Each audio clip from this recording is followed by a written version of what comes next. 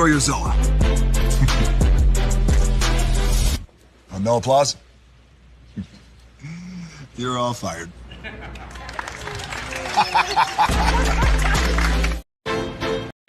Hey, good morning, America.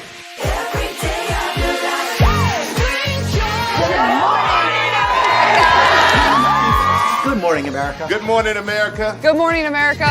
Money. Are you ready? They are ready. Covering the biggest events in the country right now. There's a lot going on here this morning. It's always a good time. That's what the show's about. That's good. Really good. Very good. Coming in hot, Jimmy, coming in hot. It's far from elementary. Good morning, America. I'm not going to try to strut like Michael or anything. I have known George a long, long time. Have you ever gotten him to dance? Look at that face. You don't just see it, you feel it. I'm in. I'm in. I'm in too. I'll be there. I am here and so happy. I'm in. I'm in too. I'm in. That tells you something when Snoop Dogg's in. Michael, George, Lara, Ginger. Hey. Prepare for a journey beyond imagination, beyond belief, beyond anything you've experienced before. Universal Epic Universe, a new theme park where you'll step through extraordinary portals to 5 immersive worlds. Prepare for a cosmic voyage of discovery, an isle of fire-breathing excitement, a shadowy world of monsters and mystery, new wonders in the wizarding world, and a new way to play. Plus the splendor of a magnificent resort hotel overlooking the park. It's all new excitement at Universal Orlando Resort. A week's worth of vacation thrills with 4 amazing theme parks, a variety of spectacular themed hotels, and incredible dining and entertainment. It's all at Universal Orlando Resort, where you'll find new adventures every day. Explore the astonishing worlds of Universal Epic Universe at Universal Orlando Resort.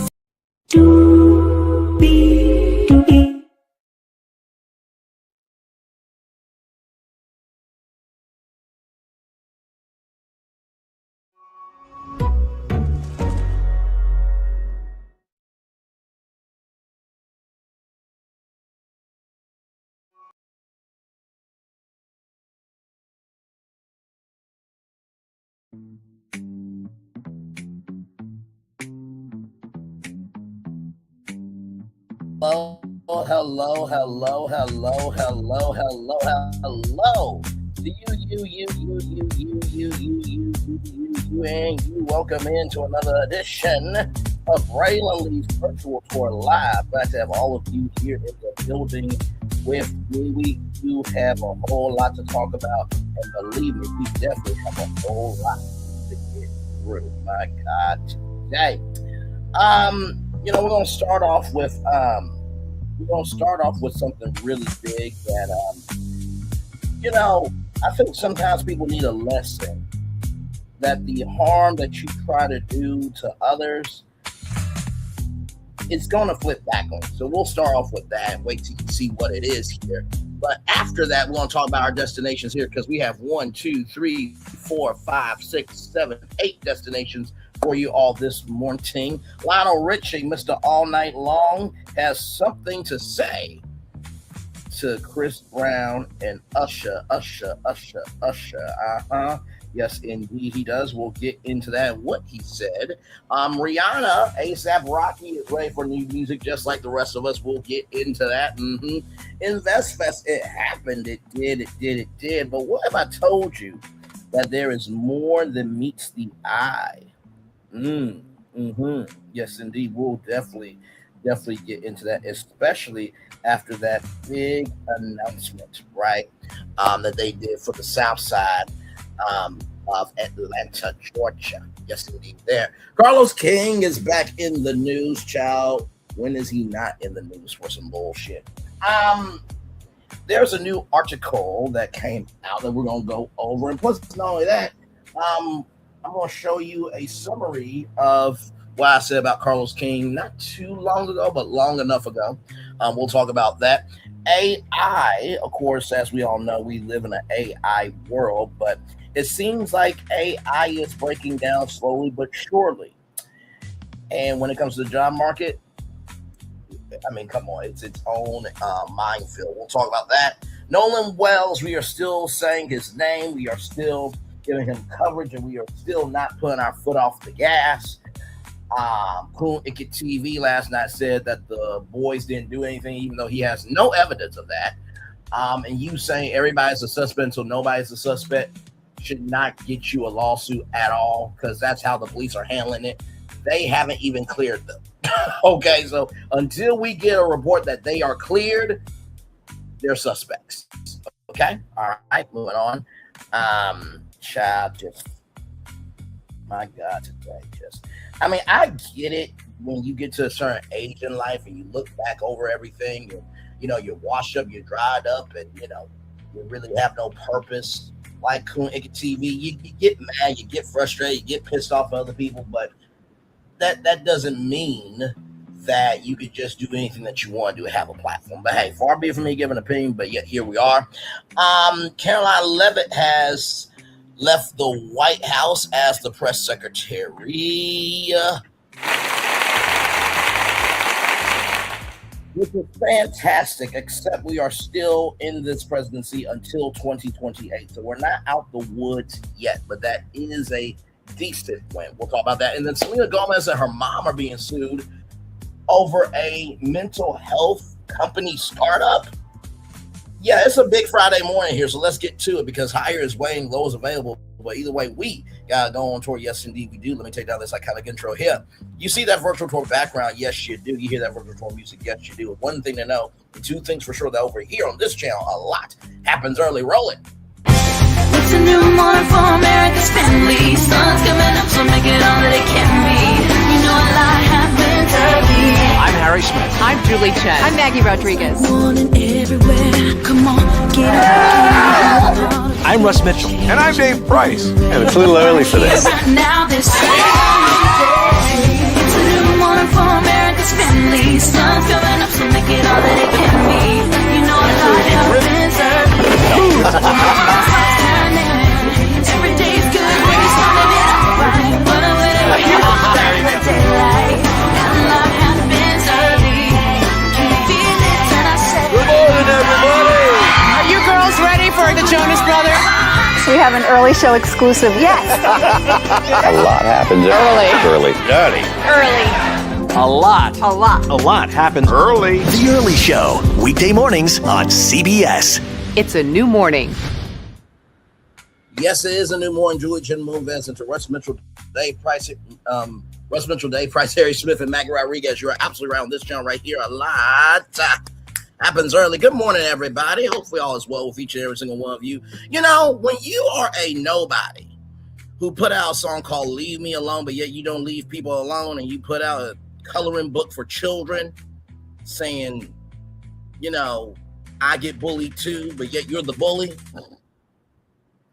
When you killed a whole human being based on your behavior, when you have stalked somebody, when you got put on blast, when you say you were going to go to court and win and you lost.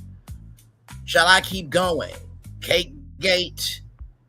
So that nobody talk to a nobody and try to stop somebody's bag. I just want to showcase this from what's happening real quick before we get into our destinations here. Here we go. Here we go. Shout out to what's happening, by the way.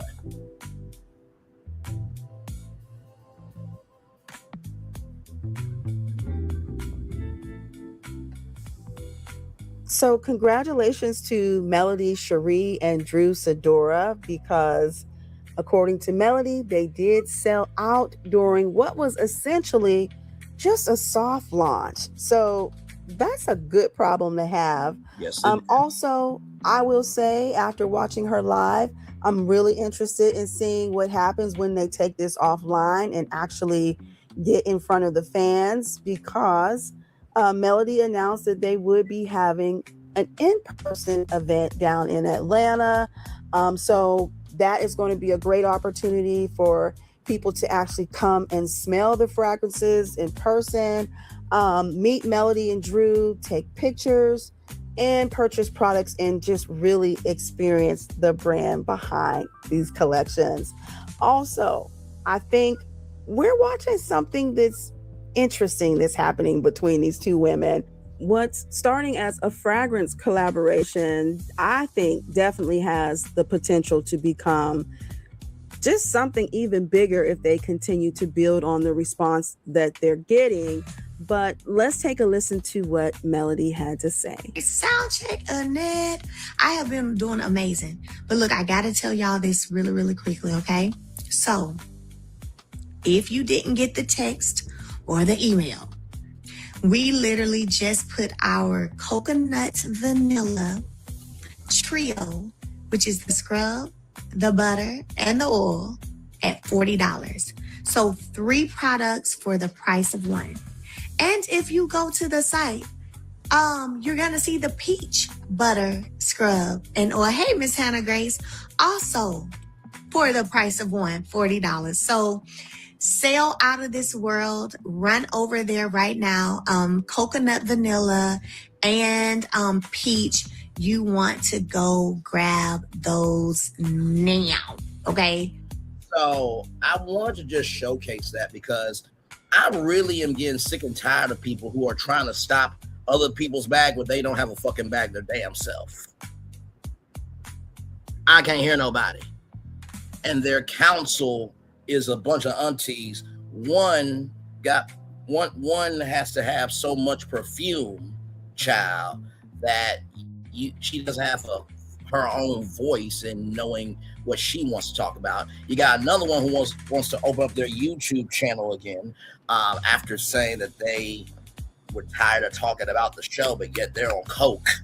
I meant Coca-Cola. Calm down, everybody. Calm down. You got another one who's a police officer with no actual record.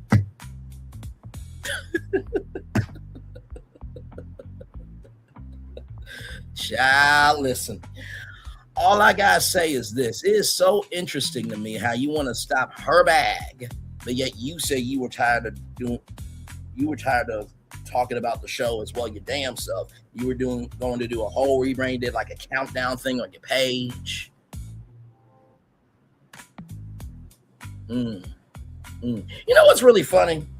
If you're that big and bad and bold, why hasn't Stormy used any of your music in her promotional campaigns, huh? Not to mention Cynthia Bailey is showing Melody Cherie some love. Child, it looks like somebody who wants to be a king can't even find a kingdom who wants him. Okay? So worry about your bag, and maybe you'll have a bag. moving on. And if what I'm saying ain't true, don't respond to me, motherfucker. I'm scared. Oh my God, anxiety. Yeah, I've been watching me. You remember you texted me that, right, motherfucker? All right, let's roll on. Now, with that being said, let's get to our destinations here. I just had to do that because I'm like, we're not going to try to tear down somebody just because nobody wants to lift you up, okay? Here we go from rollout.com, celebrating 25 years on to the next 25 years. Lionel Richie took one swing at Chris Brown and it landed. The music legend needled two R&B headliners mid-show. The replies did not hold back. Lionel Richie calls out Usher and Chris Brown on stage. Lionel Richie spent a beat of his Phoenix set this week doing something no one bought a ticket for. He needled Usher and Chris Brown standing on his own run with Earth, Wind, and Fire. The singer told the crowd that pairing the two R&B headliners in one stadium bill is not the fresh idea as it gets sold as, rather, because the Commodores and Earth, Wind, and Fire were running that same show 4 years ago. Then came the part that traveled. The one real gap between their eras and theirs, Richie said with a grin, is that his generation kept itself out jail. Oh, clock it. Oh, I love it. I fucking love it. He laughed, seemed to catch himself half walked it back.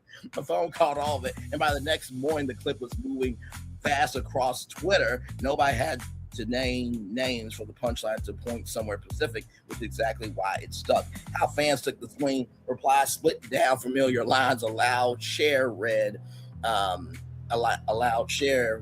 it as a elder taking an unprovoked shot at a younger generation, the kind of jab that arrives from nowhere, helps no one. Others were blunter and told the 77-year-old people history lesson to himself. A small camp cheered, agreeing that the current tour leans on blueprint that was drawn decades before either headline was famous. And a big mill just shrugged on the whole damn thing random, asking who exactly it was for. A sharper corner flipped the mic around and pointed at Richie's own crowded tabloid history over the years. The classic reminder that nobody is handing out clean living awards should throw the first one. The mood on balance tilted against him. The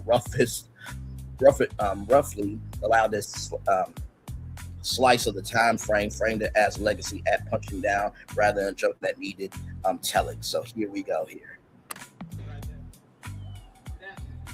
And Usher and Chris Brown, see,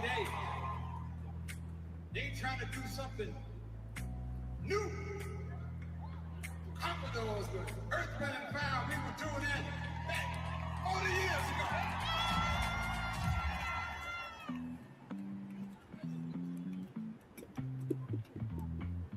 All the difference is between then and now, we didn't go to jail.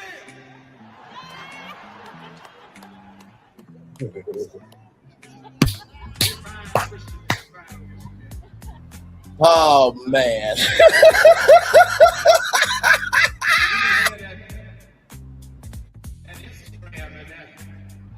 TikTok and that. Go out and tell them how they go post. What the hell was that?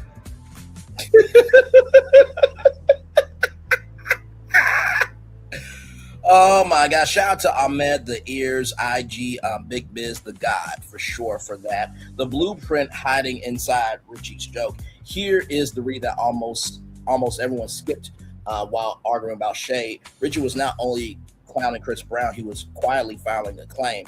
The two R&B star stadium bill is not a 2026 invention. It is the exact model his own catalog helped build, and he knows it. Stripped the jail line off the top, and what's left is a founder watching his format get run back by the next tenants.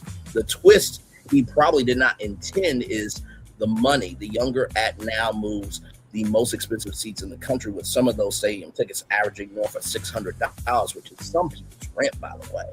Car note, okay, house note, cell phone at this point. Yes, there's cell phones that cost over $1,000, I know.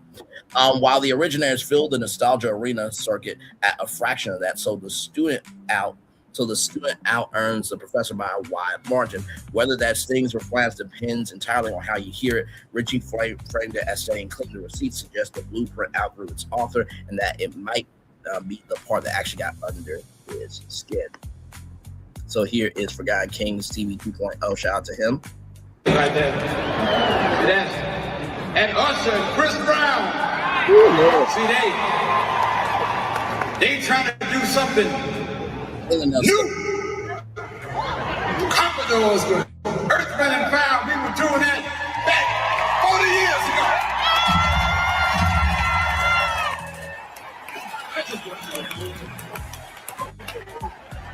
Only difference is between then and now, we didn't go to jail. I'm sorry. We're fine, Christian man. Fine, Christian man. That's right. See, we didn't have that Instagram and that TikTok and that go out and tell a lie, they go post it. What the hell was that? So I'm gonna read this part one more time because you guys didn't have the chance to see it. I do not mind. This is our show. Things happen, okay? Lionel Richie took one swing at Chris Brown and landed. The music legend needled two R&B headliners mid-show, and the replies did not hold back. Lionel Richie spit a beat of his Phoenix set this week doing something no one bought a ticket for. He needled Usher and Chris Brown standing on his own run with Earth, Wind and Fire. The singer told the crowd that pairing the two R&B headliners on one stadium bill is not the fresh idea it gets sold as, because the Commodores and Earth, Wind and Fire were running that same show 40 years ago. Then came the part that traveled. The one real gap between his era and theirs, which he said was a grin, is that his generation kept itself out of jail. He laughed, seemed to catch himself and half walked it back. A phone call all of it by the next morning. The clip was moving so fast across Twitter, nobody had to name names for the punchline to point somewhere specific, which is exactly why it stuck. How fans took the swing, the reply split down familiar lines. A loud share read it as an elder taking an unprovoked shot at a younger generation, the kind of jab that arrives from nowhere, helps no one. Others were blunter and told the 77-year-old to keep the history lesson to himself. A smaller camp cheered, agreeing that the current tour leans on a blueprint that was drawn decades before either headliner was famous, and a big middle just struck on the whole damn thing random and asking who exactly it was for. A sharp corner flipped the mic around and pointed to Richie's own crowded tabloid history over the years. The classic reminder that nobody handing out clean living awards should throw the first one. The mood on bounce tilted against him. Roughly the loudest slice of the time frame framed it as a legacy at punching down rather than a joke that needed telling. The blueprint hiding inside Richie's joke. Here is the read that almost everyone skipped while arguing about shade. Richie was not only clowning Chris Brown, he was quietly filing a claim. The two-star R&B stadium bill is not a 2026 invention. It is the exact model his own catalog helped build, and he knows it. Stripped the jail line off the top of what is left as a founder watching his format get run back by the next tenants. The twist he probably did not intend is the money. The younger act now moves the most expensive seats in the country, with some of those stadium tickets averaging north of $600, while the originators filled the nostalgia arena circuit at a fraction of that. So the student out-earns the professor by a wide margin, rather. Whether that stings or flattens depends entirely on how you hear it. Richie framed it as staying clean. The receipt suggests the blueprint outgrew its author, and that might be the part that actually got under his skin. So let me just say this, right? This is my take on this. That would be like that waste of life that should have been swallowed by its mother, by the way. When he went after content creators and strike them this, that, and the third, because he was big mad that other people were talking about it, but yet it wanted to be a topic. Okay, that would be like Chris Brown trying to stifle the Commodores and Lionel Richie. But here's the thing, though: without the Commodores and Lionel Richie, there would not be a Chris Brown. There would not be a Usher. Let's not pretend that somebody had to start it up in order for somebody to run it up. Somebody had to start it up in order for somebody to run it up. Somebody had to start it up in order for somebody to run it up. You know what I mean? I don't think Lionel Richie was wrong, because we all know Chris Brown's history, and yes, Rihanna has forgiven Chris Brown, this, that, and the third. He did just get a judgment for $13 million. Okay? About that whole situation at the nightclub, and also the dog, and he punched his mom and he busted a window out of the Times Square studios. Like, Chris Brown does have a history. Nobody's just making that up to hate him, right? So he or she who has not sinned cast the first stone. But also, too, I'm sure Lionel Richie has a past. But here's the thing. Will Chris Brown have the energy of Lionel Richie in his 70s? Probably not. Now, Usher is in a different category by himself, okay? So, listen, I'm sure that people are probably going to that concert tour, that concert series, that concert tour. Yes, that concert tour. Still waking up, ladies and gentlemen. But they are probably going to that concert tour for Usher more than Chris Brown. What you want me to do? Anyway, let's roll on. Once again, for rollout.com, celebrating 25 years onto the next 25 years. Rihanna R9 album update is new music coming soon. Everybody's been waiting for years for this here. 10 years. ASAP Rocky studio confession has fans convinced that R9 is finally coming together. 10 years after Anti reshaped her legacy and redefined what pop album can sound like, Rihanna appears closer than ever to giving fans a follow-up they have spent a decade begging for. The clues have been piling up for months, but it took her own partner letting his guard down on podcast to turn speculation into something closer to confirmation. ASAP Rocky confirms Rihanna is back in the studio on August 5th, appearing on the Jason Lee show. ASAP Rocky let slip that Rihanna is deep into recording a new project, the one fans have already nicknamed R9. He described her as fully immersed in the work, using blunt language to make it clear there was nothing casual about the sessions. Almost immediately, he seemed to realize that he said more than he meant to, joking that he was probably about to catch heat from his partner for spilling the news before she was ready to share it herself. So let's watch this here. Are you the reason why we don't have an album? Because people like you, 3 kids now. You are the reason she hasn't been to my award show because we've tried to get her twice. All right, and she's pregnant. Fair enough. And then every year she's pregnant. She's traveling with me. Yeah, respectfully, you right. But yo, she in the studio right now. Yeah, I said it. Sorry, babe. Oh God, bro, she cooking, bro. No funny shit. Yeah. Damn, I'm gonna get in trouble for this. Will we get a Rocky? We gotta get a Rocky. You know, okay, I'm gonna put this out there and I want 10%. Hold on, I'm gonna tell you right now. And don't call Jay Brown and all the weird shit. We already did that. What the fuck y'all did? A double album of y'all both together on every song. That would be fire. Nope. I would hate Rocky and Rihanna if they both did that. That's trash. Every person in your house. Nobody want to hear us together, bro. I make subversive, weird ass indie rap. Like, I got a cult following, bro. I'm not your typical. I'm a handsome mainstream appeal and success. That's the only thing the reason why the music that I make is for a niche demographic of people who actually get this shit. Yeah, so if you really from on some like, you remember the outfits you had on when you was 6, I make music for that. I make music for pretty boys. I make music for people that is misunderstood. I told you, like, bro, Tyler Creator, like that's my brother. Yeah, your girl is an universal icon. She has songs with Paul McCartney, and I mean, y'all can figure it out. Bro, everybody in your house name is an R. RZA, Rocky, is everything. Ain't no T in there, no S. It's just all R. So y'all can figure it out. And I'm just the double R. Yeah, look, I promise you, we're gonna do an album just for you, and it's never gonna come out. You just can't leak it. All right? Well, I can't. I'm nosy by nature. I can't. You know what? I am so glad that Jason Lee understood who the hell he is. We'll talk more. Let's continue on.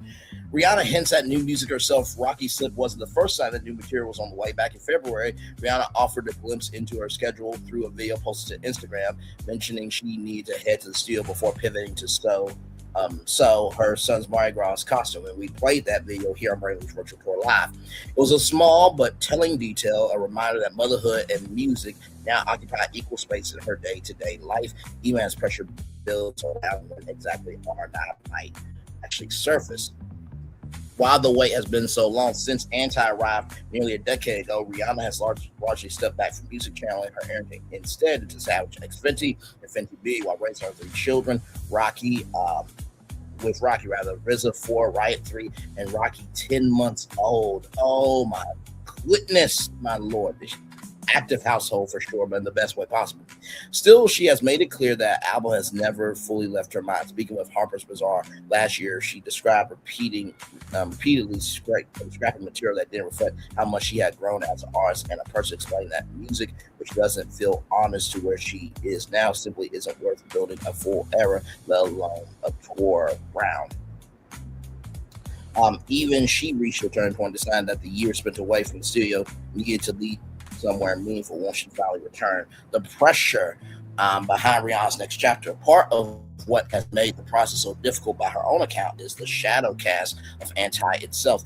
She has called it her most accomplished body of work, telling British Vogue in 2023 that she didn't fully grasp how cohesive the album was until well after its release. That admiration came with a cost, though an internal standard she has since admitted felt almost unhealthy, since she has found herself believing anything new had to surpass what she considered her creative peak. She has pushed back against that mindset in recent years, reminding herself that music should function as an outlet rather than competition. Clock that, clock that, clock that, clock that, clock that. And that a song only needs to feel genuinely good to be worth releasing. That shift in perspective she has suggested is what finally opened the door to enjoying the process of creating again. A record-breaking career album or not, even without new music on the shelves, Rihanna's chart legacy keeps expanding. Earlier this year, she became the first woman to surpass 200 million RIAA certified single units, reaching more than 200.5 million certifications, and underscoring just how enduring her back catalog remains a decade removed from her last full-length release. Whether R9 lands before the end of the year or stretches further into the future remains an open question, but between her partner's studio confirmation and her own recent comments about creative renewal, the pieces finally seem to be sliding into place for the era fans have long waited to see. Source E! News. So, I don't think A$AP Rocky should get heat. Rihanna, listen, I know you know, how can I put this? Rihanna doesn't know that I exist, okay? Nor does A$AP Rocky. A$AP Rocky was just proud of his woman. I don't think that should be a crime. I don't think he should not be able to, be in the bedroom. I don't think he should be punished for it. And not to mention, like I said in the description box below, can we be proud that there is a black man proud of a black woman? Like, that's the thing here. You know what I mean? And, Jason Lee, I'm proud of you. Because you had a real honest moment with yourself. You're like, you know what? I'm nosy by nature. I'm probably going to release it anyway. And good for you for being honest. And to A$AP Rocky, I appreciate that you recognize who your audience is. But did you see the On the Run tour with Jay-Z and Beyonce? How much money they made together? Chuck, listen, don't knock it till you try it, okay?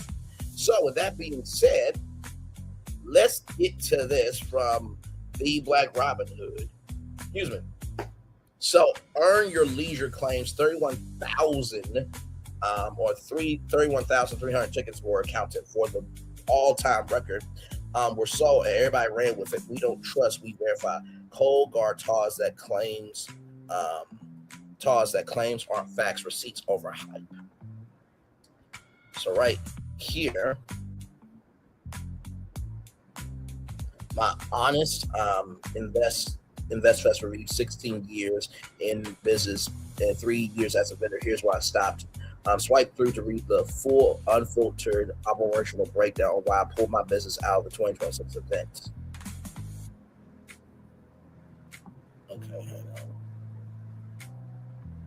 Let me go to D Stones. J.D. Stones.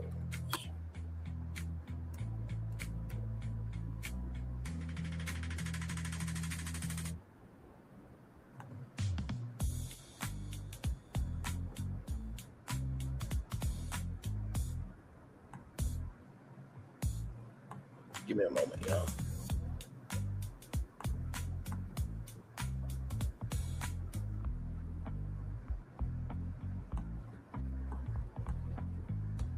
Okay.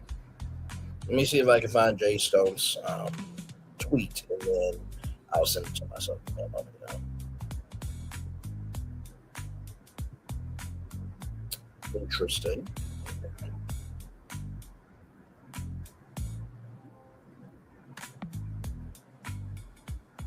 Okay, let's let's do this. Let's do. Okay. Okay, let's do this. Because y'all know I'm always about making sure that we give you the full story over here. So give me a moment.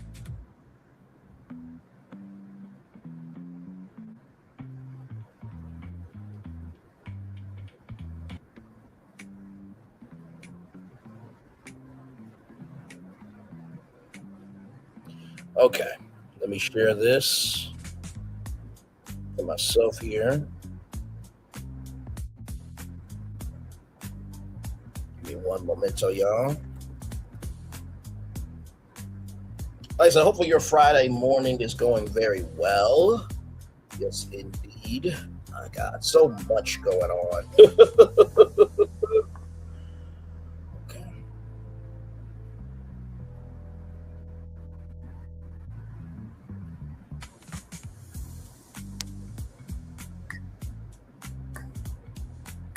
Okay. All right, y'all. So here we go. So here is JD Stone's tweet here. Oh, come on, damn it. Really? Is that what we're doing? Okay, give me a moment, y'all. Just I swear to God, man. I swear to God Almighty. Sometimes I just cannot stand social media. Give me a moment, y'all. Here we go. Okay. All right. Just give me a moment here as I send those to thyself. Or maybe, you know what? Let me see something. Maybe I'm doing the most. Let's see here. Okay, so these are the posts here. Okay, here we go. From that tweet. Shout out to the Black Robin Hood. Fabricated attendance numbers. Every year the numbers get more inflated. This is all alleged, okay? They claim 20,000 people, but now they're currently claiming 30,000 people this weekend for 2026. But if you're on the floor, your eyes don't lie. Booths were sitting completely empty and unsold last year. Even Atlanta Mayor Andre Dickens publicly fired back at the founders, calling them out for their numbers and their $100 million economic impact narrative. The mayor directly criticized their exploitative ticket pricing, slamming the basic entry and the $10,000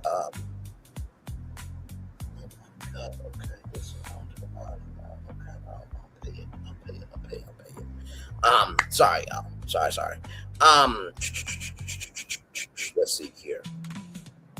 Their $100 million economic impact narrative, the mayor directly criticized their exploitative ticket pricing, specifically slamming the basic entry and the $10,000 VIP tier, stating that they charge local people way too much money while failing to provide actual tangible value back to the community. Key takeaways.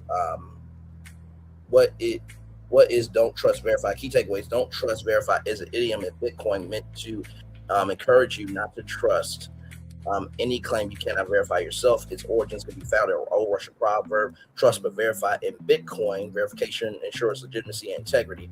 This common mile alludes to Bitcoin's cryptic system of work verification. Keep things simple. It means you aren't limited to relying on a stranger's good word because you can verify the address before sending a payment. Would you take a random person's word if they said they sent the correct amount to the right place without checking first? Of course not. To illustrate, an example route, to illustrate, imagine a scenario where you're running a convenience store, but you never see the customer's face or get their name, and also you never get to see the money that they give you. You have no idea who they are and whether or not they pay. It's a recipe for disaster. Unfortunately, in the Bitcoin and crypto communities, transactions are verified by looking at the senders and receivers' wallet addresses. When everything matches up, you know the transaction is legitimate. So let me send the other things here.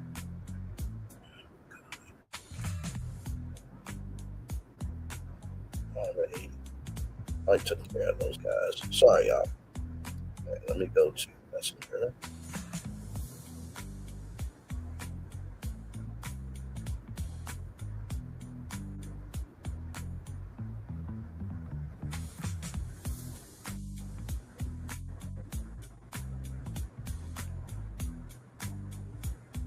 Okay, we'll look at those in just a minute here. Ironic origins. Believe it or not, this parallels Stalin's stake on the proper understanding as is. I'm not even going to pretend to butcher that. Which roughly translates to healthy distrust is a good basis for joint work. Stalin's mentions being there should be a healthy amount of skepticism when working with others. If you're too passive, nothing will get done. You might even say, if you want something done right, do it yourself. But just another reason why you wouldn't trust, why you shouldn't trust, right? But instead verify for yourself. Yes, that piece. So right there. Now, with that said, okay, with that said, now this came out 4 days ago, but I'm going to give you J.D. Stone's other perspectives here. Okay, here we go. So, this from J.D. Stone's here. My honest InvestFest review: 16 years of business and 3 years as a vendor, and why I did not return this year as a business owner with 16 years of professional experience, including 16 years working with celebrities and high-profile clients and experiencing vending at multiple business events and expos. I understand business operations, marketing, branding, event execution, vendor relationships, and return on investment. I was a reoccurring InvestFest vendor booth for $2,500 for 3 consecutive years for 2023, 2024, 2025. This review is based on my first-hand professional experience over those 3 years, not one visit or outside speculation. After watching the event evolve and comparing what it was marketed to what I actually experienced as a paying vendor, I made a professional decision not to participate in InvestFest 2026. Here is the difference between the marketing hype and the actual reality on the ground. Number one, the investor bait and switch, the pitch. They tell small businesses that if you buy a booth, you'll get your brand in front of deep pocket investors ready to back your company.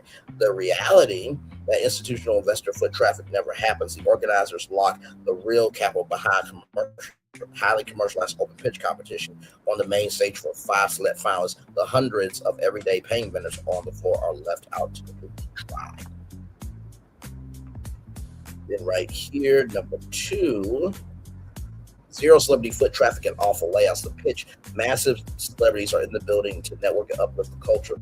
The reality, the celebrity speakers are completely shielded and isolated from the marketplace. For standard high-value expos, create a vendor hour before doors open so speakers can actually meet the business owners. InvestFest doesn't do that. Even worse, by 2023, the floor layouts were so poorly managed that crowds were choked off into tight hallways, completely killing natural foot traffic to the business booths. And number 3, delay, chaos, and edutainment. 2023 was the peak and it's been downhill ever since. That was the year that schedule completely fell apart. Headline speakers like Diddy showed up 3.5 hours late, backing up the entire weekend. Instead of the actionable wealth building panels people paid thousands for, the organizers filled the time with DJs, music parties, and terrible audio acoustic. People were literally on Instagram and Twitter talking about filing credit card chargebacks because they paid for a business conference and got a loud concert. So that is interesting, right? Right. That sounds pretty interesting. Until you hear this right here. After building After building InvestFest on the backs of black people, Rashad says he's done with black people, claims that InvestFest was never for black people anyway. Here we go. It was like, we have events like this every single week in Atlanta. You're an idiot for saying that. You never. There's no event in the world like that, let alone 30,000. But I'm not even on the black thing no more. I never was on the black thing, not a black event, because I seen somebody else had said that like it was white people. Yeah, they're qualified to be there. Like, what do you mean? Like, you think I'm gonna cater just to black people just to get torn down by black people? You out of your fucking mind. There's gonna be even more white people next year, and Spanish and the Filipinos, of course. Like, I'm done. It's been real. Yeah. Well, yeah. For what? The only thing you're gonna do is criticize it and tear it down. And not pay and want to get it for free anyway. Rashad, if black people built this, we can find that's on black people. I'm saying it's all inclusive. Amen. Oh yeah, for sure. And so I just want people to understand that right now. Oh, we never called it the Black Investment Conference. Yeah. Do you support reparations for black people? Well, listen, Again, we had over 200 years of slavery. Let's be clear about that. Let's really be clear about that. So I'm not going to sit here and say I'm going to do something that's only going to benefit Black people. No. And somebody was like, we have events like this every single week in Atlanta. You're an idiot for saying that. You never. There's no event in the world like that, let alone 30,000. But I'm not even on the Black thing no more. I never was on the Black thing, not a Black event, because I seen somebody else had said that like it was white people. Yeah, they're qualified to be there. Like, what do you mean? You think I'm gonna cater just to Black people just to get torn down by Black people? You out of your fucking mind. There's gonna be even more white people next year, and Spanish and the Filipinos, of course. Like, I'm done. It's been real. Yeah. Well, yeah. For what? The only thing you're gonna do is criticize it and tear it down. And not pay and want to get it for free anyway. Rashad, if Black people built this weekend, sign up backs on Black people. I'm saying it's all inclusive. Oh yeah, for sure. And so I just want people to understand that right now. Oh, we never called it the Black Investment Conference. Yeah. Do you support reparations for Black people? Well, listen. Again, we had over 200 years of slavery. Let's be clear about that. Let's really be clear about that. So I'm not going to sit here and say I'm going to do something that's only going to benefit Black people. No. And somebody was like, we have events like this every single week in Atlanta. You're an idiot for saying that. You never. There's no event in the world like that, let alone 30,000. But I'm not even on the Black thing no more. I never was on the Black thing, not a Black event, because I seen somebody else had said that like it was white people. Yeah, they're qualified to be there. Like, what do you mean? Like, you think I'm gonna cater just to Black people just to get torn down by Black people? You out of your fucking mind. There's gonna be even more white people next year, and Spanish and the Filipinos, of course. Like, I'm done. It's been real. Yeah. Well, yeah. For what? The only thing you're gonna do is criticize it and tear it down. And not pay and want to get it for free anyway. Rashad, if Black people built this weekend, sign up backs on Black people. I'm saying it's all inclusive. Oh yeah, for sure. And so I just want people to understand that right now. Oh, we never called it the Black Investment Conference. This brother right here, protect this brother at all costs, because he's absolutely right. If we built this with Black people, we can't turn our backs on Black people. Because we built this with Black people, we can't turn our backs on Black people. Because we built this with Black people doesn't mean we should turn our backs on Black people. That brother is amazing. And here's the thing, right? When you go to Essence, when you go to InvestFest, when you go to Afrotech, when you go to any Black conference, right? Festival, summit, con, what have you, right? Yes, there are people who want to get in for free, right? However, in the same token, I know that Ozzy is no longer a media company, but they did do free tickets for students, right? They did, an accelerate. I think CultureCon also is doing free tickets for students. So there's a way to do it. For example, let's just say, something that you guys can do with the Gathering Spot is that, hey, if you're a Gathering Spot member, guess what? You get free admission to InvestFest. Why would you do that? Because guess what? You have the every day at the end of at the end of each day of InvestFest, the after party can be at the Gathering Spot in Atlanta. Hello. But then there are some content creators that they get content creator pass and they do get in for free. But they're also they're doing work of recording content to be able to create that social capital so you guys can get more financial capital. And bruh, this dude right here, bruh.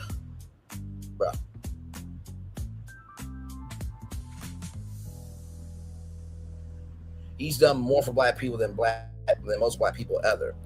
That includes you too, sir.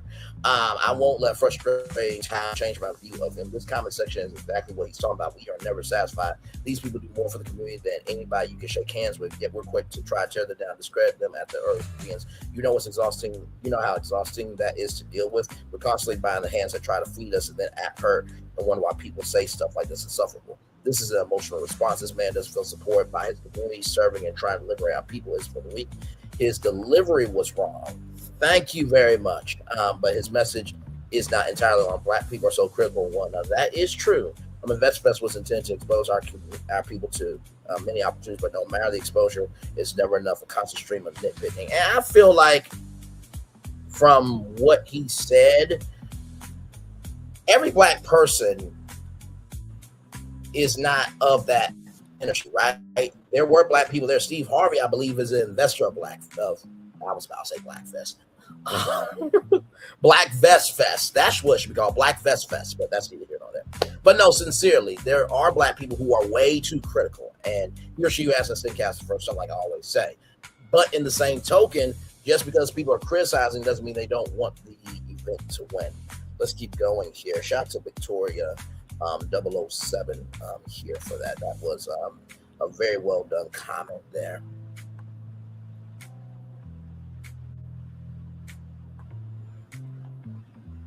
And this is her profile here with Charles Barkley there. Child, gorgeous, gorgeous, gorgeous, gorgeous. I see the face card, darling. Very, very nice there. Very nice. Let's keep going here. It's literally a hip hop conference because they think Black people need financial concepts to make hip hop to be. They think Black people need financial concepts to be made hip hop to understand them. That was the premise of their brand. White people have bigger pockets. Conference Tony Robbins and all the other white grifter conferences to sift through. Bad take, bro. Rashad, I think you may have been spoken saying you cater to everyone is completely understandable. But not saying I'm now the Black thing and that you no longer came to your people feels directly contradictory to what you said, though, to the past. A major part of the platform was built around giving Black folks access to financial literacy and information that historically wasn't accessible in many of our communities. Airing a grievance because one or two people may have rubbed you the wrong way, then making it sound like you're distancing yourself from the very community that helped you build the movement. It's just bad SMH, that part. This felt like this was a very emotional take. You may have hurt yourself more than you believe. Nothing in America is strong as the Black dollar. When the world turns, just knows it's your own people that have your back. Don't let money or status ever make you forget that. That's wisdom and love. Your community is the only reason why you are who you are. They be careful and never betray your own, because this will backfire real fast. Never betray or talk down on your own people. That's never a good thing. You built a platform. You build a platform and then speak negatively about your main customer base. Never good. Period. I fully agree with that. So, just wanted to give you that update there. All right, y'all. We gotta talk about this fucking piece of shit, man. Carlos King. Yep, we gotta talk about. Yep, we do. We do. We do. We do. We do. We do. You know, this article came out 3 years ago. I'm about to pull up a video here of that. I had a take about Carlos King from reviews and recaps, and so I'm going to bring up the Ask feature, just kind of summarize it here. Just want to bring up this article because this is a reference article, right? So here it is here. This video features content creator Brandon Lee providing an analysis of Carlos King and his current standing in reality TV production. The discussion covers several key controversies and insights. Quad and Carlos King's conflict. The creator discusses a public falling out between Quad, married to Madison, and Carlos King. King criticized Quad for a recent interview with Carlos because criticized Quad for her recent interview with Carlos because labeling his work as careless journalism because they are friends and not objective journalists. Braylon analyzes the dynamics of celebrity interviews versus traditional journalism, right? So, with that being said here, I like that little underneath the bow. Yes, indeed. There, those are nice glasses. Shout out to Tool. So let's do here. where he is saying that Quad is lying during her latest. You a lie. You a cheat. And I don't want you. I don't want you. I don't to want you. No, Carlos that's King's what you say, Instagram Quad. page just to see if he had some sort of response. And what I ended up finding was a clip of his series that he does with Lisa Ray on his YouTube channel. And Tommy from Love and Hip Hop is in the comment section, and she's calling out the journalism skills as well. And Tommy from Love and Hip Hop, she is the last person that you want to tick off. So before we get into what King and Tommy had to say, I ask that you please hit the like button on this video as well as subscribe to the channel. Everything that I'm saying in this video is alleged. By the way, shout out to Show Styles and Spirit, a great content creator for sure. Just my opinion. And the Copyright Act of 1976 says that by fair use commentary on these clips, they are allowed. Okay, so where King gets activated, this is coming from the Bravo Shade Room. They actually have a clip from Dr. Heavenly and Quad's interview with Carlos King. And King is going to call out Quad for lying, and then Carlos is going to catch a stray. So let's get right on it. Now, for those of you who don't know, Quad and King did date, but by the time the reunion came on, part 2, they were no longer together, and King has said some things on social media. Quad has not. So this is basically her first time saying anything, and you know, Contessa and Toya were still talking to King, and Contessa said he did not want him here. That means that Quad did not want King after him. So that's the context, conjecture, and connection there. Let's get to it. On into it. When was the last time that Comcast reached out to you?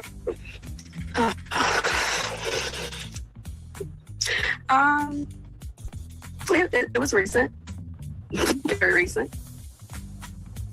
Maybe a few days ago. Saying why? I don't. Here I don't indulge. Did you respond back? I don't indulge. You know, here's the thing. I'm all in when I'm all in. When was the last time that Comcast did you respond back? I don't indulge. You know, here's the thing. I'm all in when I'm all in. I'm so in. I'm so in when I'm all in. Sometimes I can be blinded that I'm so in. So when I'm all out, when I'm out, and I'm all out. Did you call it Prince first? It was mutual. It was a mutual situation. And when we go back to saying, what was that? Luck ran out. I never worry about luck. Again, like I said earlier, I'm not lucky. I'm blessed. So I don't never worry about luck. So did you respond back? Okay, so let's get into what King had to say. He typed, "Stop lying. I asked to end the relationship and haven't had a need to contact you. Stop trying to make yourself look good. These curated interviews and PR stunts are laughable. You have them in a controlled environment with your friends, not with a real journalist that will question you.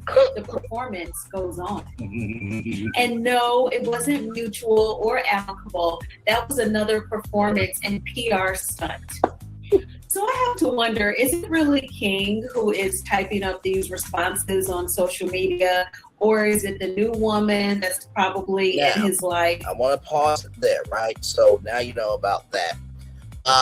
Tommy Lee and Lisa Ray McCoy, right? Lisa Ray McCoy made some comments about Tommy Lee, and you know, she was giving her opinion, honestly, right? But Tommy Lee also called out, right? Carlos King, okay, and Lisa Ray. So here we go with that.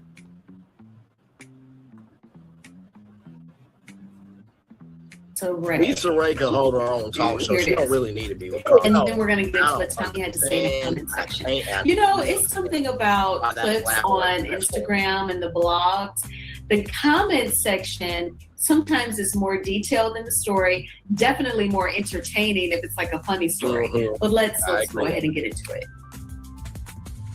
What is happening to Solange's 21-year-old son? Joel Smith was recently seen out with Tommy Lee. She's 41, he's 21. There's a video of them kissing, making out. We'll say this, Solange will probably approach this in a way in which this does not and should not come between her and her son. Because if you try to bark too loud, that he might just go in that direction, period. You know? I will say this, at 21 and at her age, what's the chances of it lasting? I think not. You know, I think that he has so much more of the world to see. Lisa Ray and I needs think her that, own you know, talk show. she don't have probably to be would with want Carlos. somebody that's She more needs her own talk show. experienced. She does not have to be with You know, Carlos King. I think that maybe perhaps she's having some fun. It seemed like she was not as concealed, you know what I mean? I don't know if she had a drink or two, you know what I mean? But it seems like she... Because here's the gag. You ready for this? Carlos King needs Lisa Ray more than Lisa Ray needs Carlos King. No lies told. Needs Lisa Ray more than Lisa Ray needs Carlos King. Carlos King needs Lisa Ray more than Carlos King needs Lisa Ray more than Lisa Ray needs Carlos King. Because like I said before, have y'all noticed anytime Carlos does anything on YouTube, he can never hold it on? Ever. He's always got to be connected to somebody in order to be a somebody. He's always got to be connected to somebody in order to be a somebody. He's always got to be connected to somebody in order to be a somebody. And we all know Reality with the King. It's just Nightcap with Carlos King remix. That's it. Okay. That's all it is. Nightcap with Carlos King failed on the Oprah Winfrey Network to try to come back with Reality with the King specials. And then somehow Charlamagne the God believe that platform deserved a space, a voice, and to be elevated. With Charlamagne the God, I just want you to know, you're with a lie, a cheat, and I promise you, you ain't gonna want him, you ain't gonna want him, you ain't gonna want him no more. But you're gonna have to learn the hard way. Absolutely. Child, I mean, just, you wanna learn reality TV from him, but Will Packer is $1 billion box office director. Like that tea. Child, let's roll on. And not to mention, too, Will Packer produced Queen's Court that Lisa Ray was on Bravo and Peacock. But hey, listen, Charlamagne the God's a smart one. Let's continue. I love my damn self. I really do. Like she's having a good time. It seems like, hey, you know, whatever. And when that takes over and that happens, then you might get a little wild. But I don't know a lot about her. The backstory that I have heard about her was that she was on Baddies and that she has, you know, I don't know how many kids. And I want to say that I think I heard that she is trying to get custody of her kids. So that means that she lost them. I don't know how. I heard that she's been to jail, but having some of us all, I've heard that she likes to fight. But hey, if you got to fight, she got hands, you know what I mean? As a mom, do you want your child to be with the best representation of a lady? Someone that you can, you know, live a life with and grow with? Yeah, you want that. Do you want someone that has so much of a reputation? I think. Now, do you see how Lisa Ray is holding her own? Because she has that wisdom, she's got that sauce, and she understands the totality of who she is. That part. You see, Carlos ain't adding nothing because he has nothing. Come on. Can you imagine if Carlos King was your uncle? Imagine Carlos King being your dad, and he produces chaos, strife, and misery on reality TV, and you expect your Uncle Carlos King to help you? I would rather trust Lisa Ray McCoy in the foxhole before. Come on now, Bray. No lies told, motherfucker. And the gag is nobody in the industry elevates it. The gag is nobody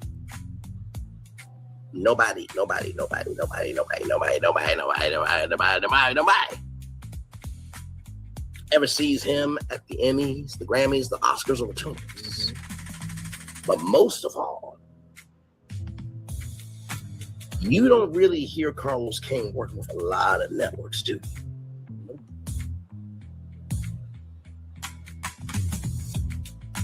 And I don't want to hear, well, you don't know what Carlos is working on.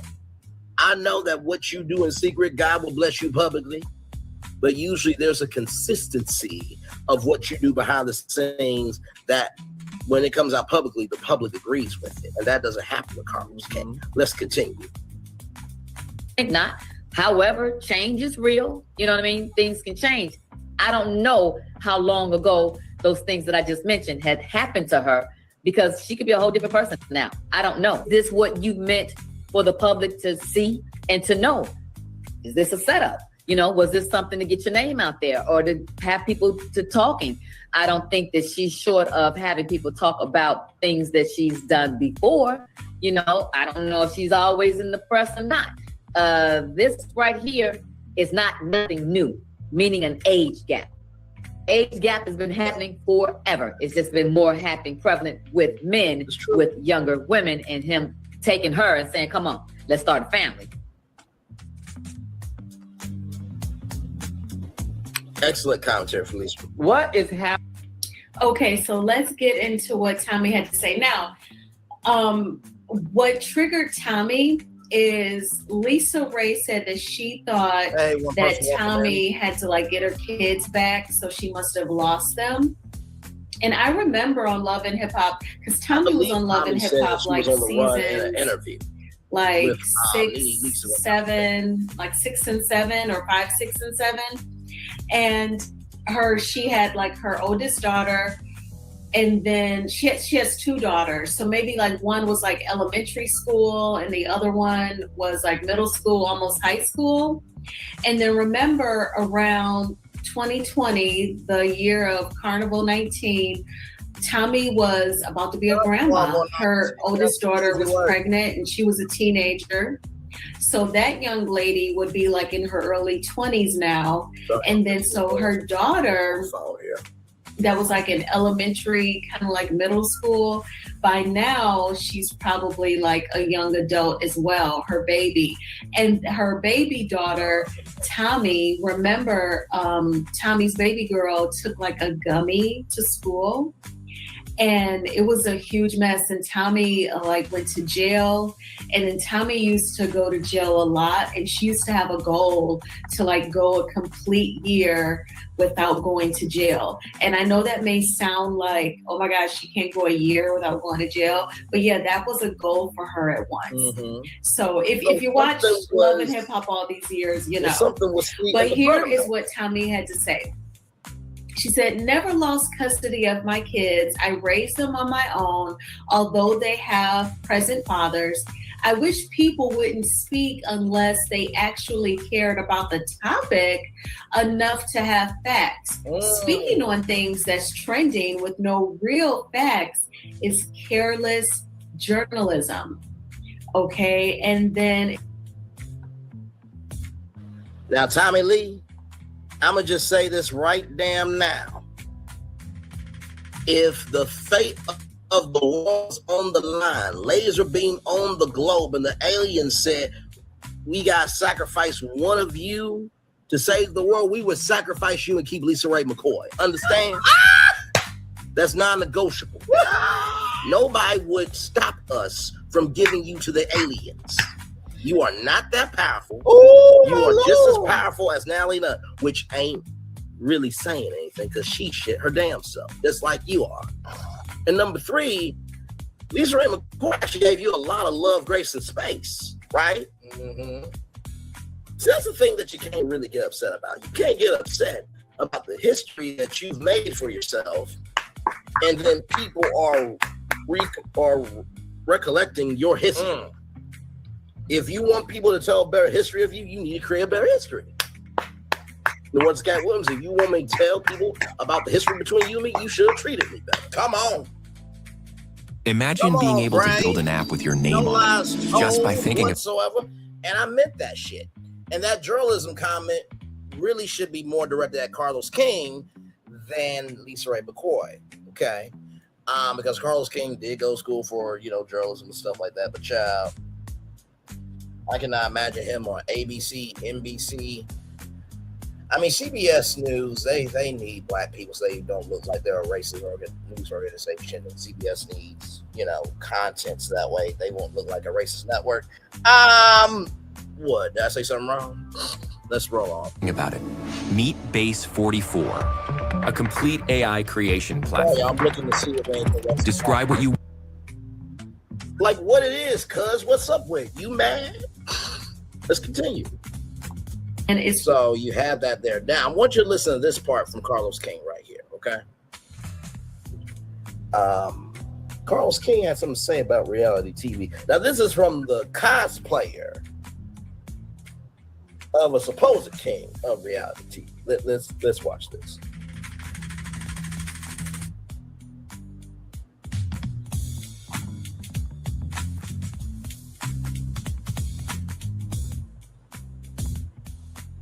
The podcast has saved me. Guys, hit that like button if you have not already. Smash that like button, please, and thank you, everybody. I hope you guys are doing well and enjoying the show. Get yourself a nice little drink. Hey lovelies, you're welcome back to Reviews and Recaps. Now please hit that like button, hit that subscribe button, tap that bell button right next to it so you know every single time that I post or go live. Also, you can now hype videos, so please hype the videos so that you can put us in the algorithm so that our audience and more people can find us. Thank you so much. Now let's get into it. If you have not already, smash that like button, please, and thank you, everybody.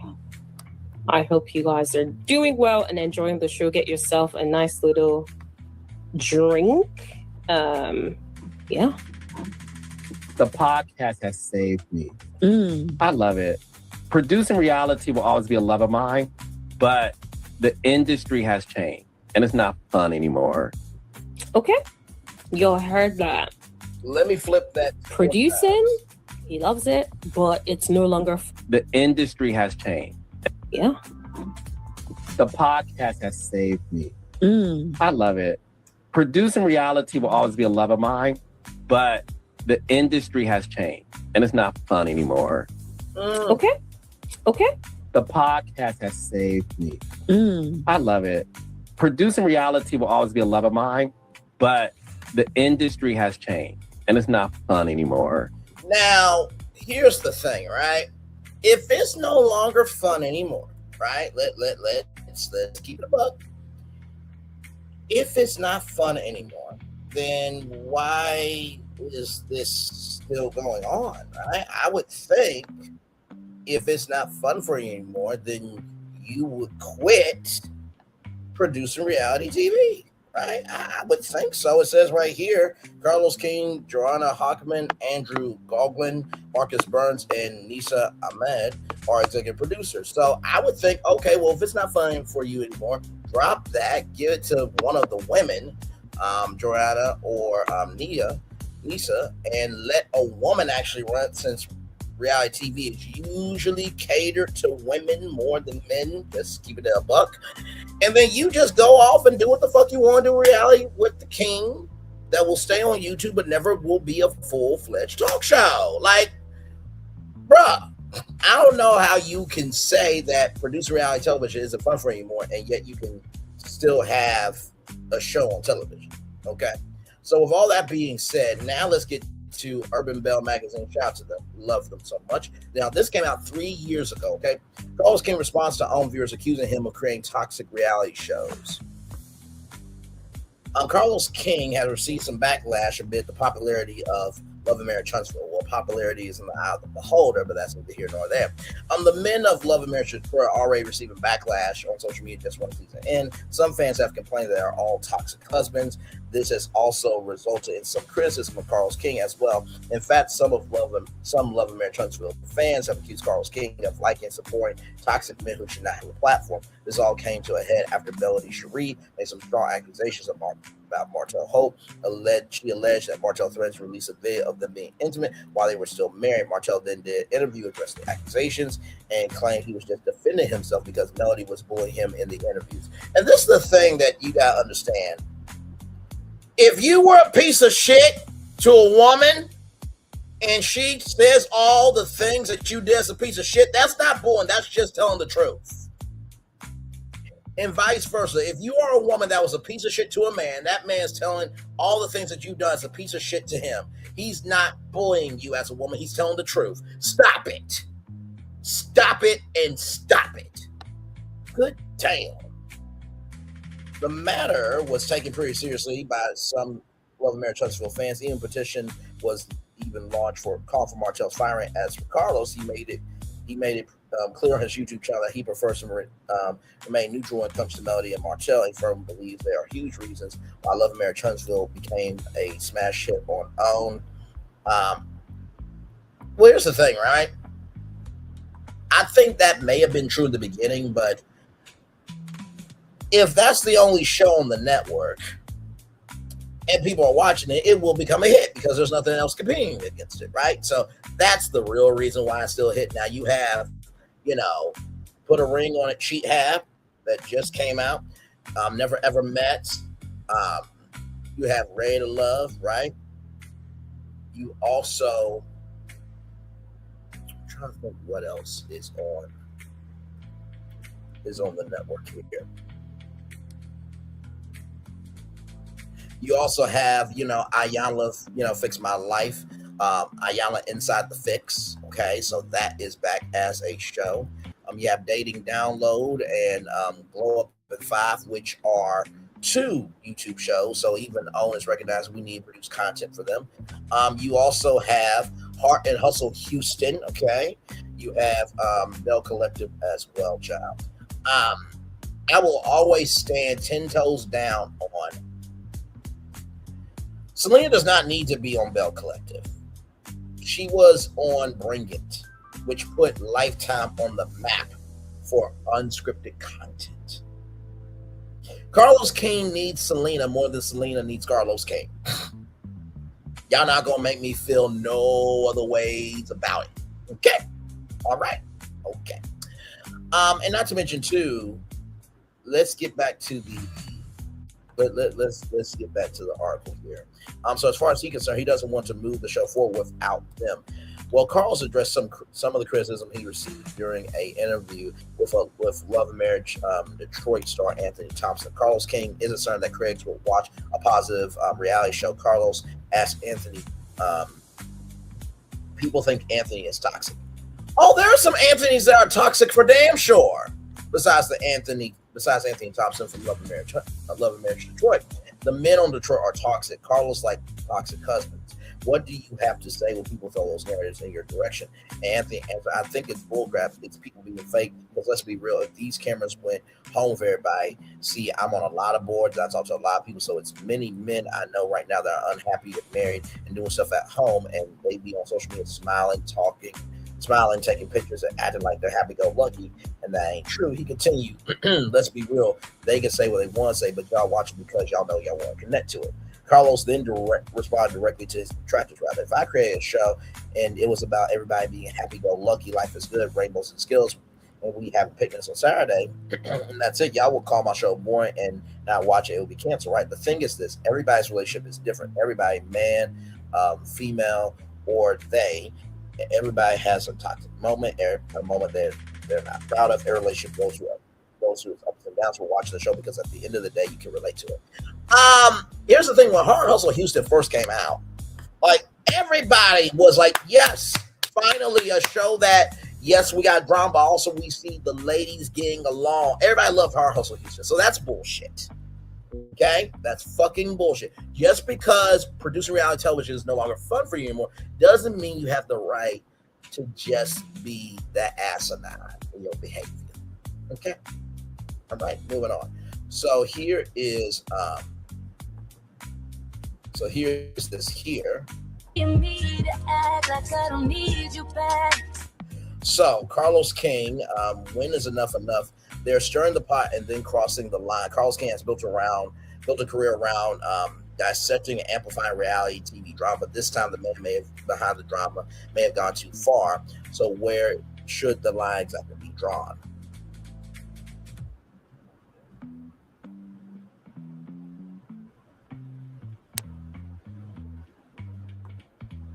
The show she built the betrayal she never expected. Melody Rogers, I'm going to mention her by her name that she wants to be called. Melody Rogers helped create the world that became Love, Marriage, Huntsville. Now, after leaving the show, she has to watch Ariana Curry, the woman connected to the collapse of her marriage, step up to the platform she helped build, and Carlos King is making it happen. And we're going to get into the whole article here in a minute. I just want to give credit to the real Crystal Jordan, Crystal XO, by the way. So here are all these shows now on TV, now on TV, now on TV, now on TV, now on TV, now on TV, now on TV, now on TV, now on TV, now on TV. That's more of a movie. On TV, on TV, now on TV, now on TV, now on TV, now on TV. YouTube. I'm now on TV, now on TV. So basically, he has what? 1, 2, 3 shows. I'm not roasting them. I'm just saying facts. When drama becomes personal, who pays the price? Reality TV thrives on conflict, but when real heartbreak and personal betrayal becomes entertainment, the question becomes bigger than television. At what point is too much too much? So right here, Carlos King publicly shared a private conversation he had with Rogers after the show was greenlit. She wanted to renege when she learned that Holt's affair was not over. King explained that he promised Rogers that he'd protect her and make the show worth doing. If this is what protection looks like, I'll pass. King strives to produce scandal-filled television. Increased ratings doesn't always align morally. Yes, drama is what sells, but at what expense? So let's go now to LennoxandParker.com. I never heard of this site before this, so shout out to Lennox and Parker. Here we go. Carlos King has crossed the line. Child, when does he not cross the line? Alas, after 12 seasons, the woman partially responsible for dismantling the marriage between Martell Holt and Melody Cherie Rogers is finally getting her 15 minutes of fame. By now, Love, Marriage, Huntsville fans have seen the explosive trailer featuring the much talked about Ariana Curry, or also known as Coleslaw, to be respectful. She'll appear as Holt's love interest, finally moving from the shadows into a shared confessional. Wait, she's out of shadows? Wait a minute. Are you sure? Are we sure? Really? Are we sure she's moved out shadows? Moving on. I'm just stating facts, guys. Don't get mad at me. All right, moving on. Woody Woodpecker. Into a shared confessional. It's been a long road. Holt and Coleslaw have been discussed since the show's inception. Realistically, it makes sense for her to appear on the show, considering she is his leading lady now. Yes, leading lady now to still get a paycheck. But this serves as an ultimate betrayal to Rogers. It's a slap in her face, both on a personal and professional level. There's Melody there. One thing I know, two things for sure. Melody is a beautiful one. We ain't gonna take that away from her now. I may not rock with her the long way anymore, but I'm never gonna wish hell on her. Okay, listen. King lauds himself as the EP and creator of the show. While he had a hand bringing the show to life, LMH is the brainchild of Roger. She initially pitched the idea to King after band consultation fee with the self-proclaimed king of reality television. That title was given by Bingeworthy, which I'm going to forgive Bingeworthy. He probably had a long day. He was tired. And child, he just said out his mouth, just say out his mouth. I don't think he really did that. And by the way, here's the thing, right? Because the last time I tried to help Melody, it was the Nick Cannon comment that he rolls with 47, or he fucks with 47, right? And so I got called everything but a child of God. Okay. So with that said, I was just like, y'all can have it, right? And I was done when what happened with when Tay talks uppity and Empress Radio, right? I was done there. And then on top of that, just to add more energy, I tried to warn Melody about something that could have hurt her TikTok lives, right? And I tried to contact her team this and third. She said, I need to step down. I'm like, okay, child, listen, you say you want people on your team that care about you, but yet when somebody tries to do it, you don't want to listen. Okay, God bless you.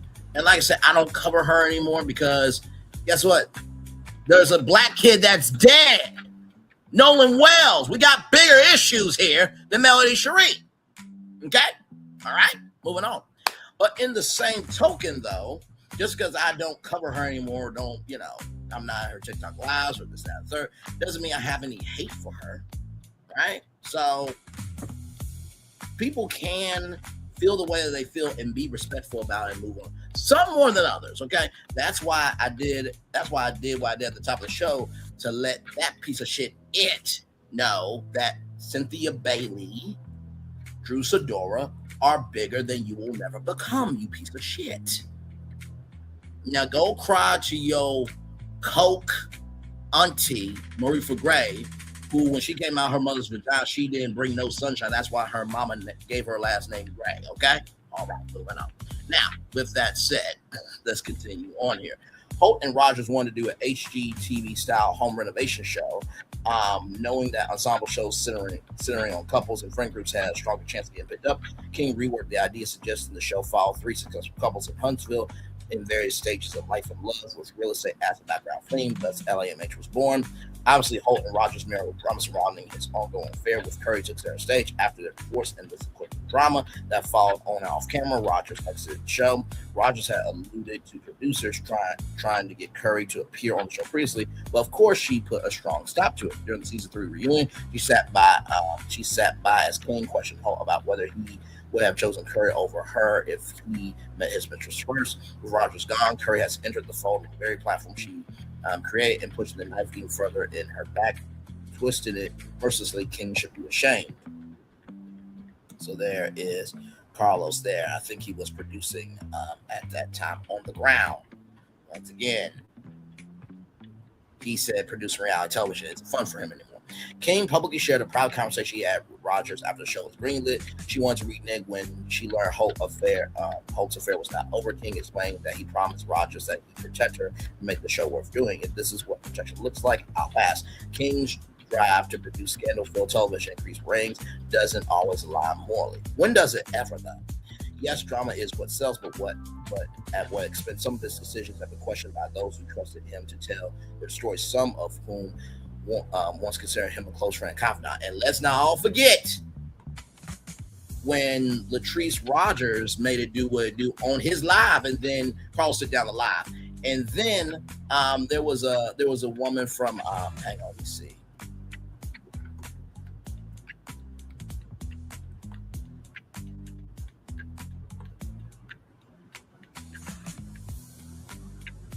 There was one woman in particular. Oh, yes, right here.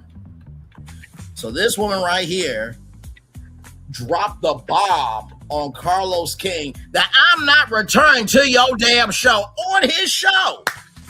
Said, fuck you, don't let the door hit you on the way out. And if you fall and slip and you can't get your ass up, fuck you and your existence, okay? All right, moving on. Listen, I'm just bringing facts, okay? By the way, it's quite interesting in this African American Film Critics Association Award for Best Ensemble Cast. When I remember that when Melody Cherie Rogers won the Queen of Reality Television Award from the American Reality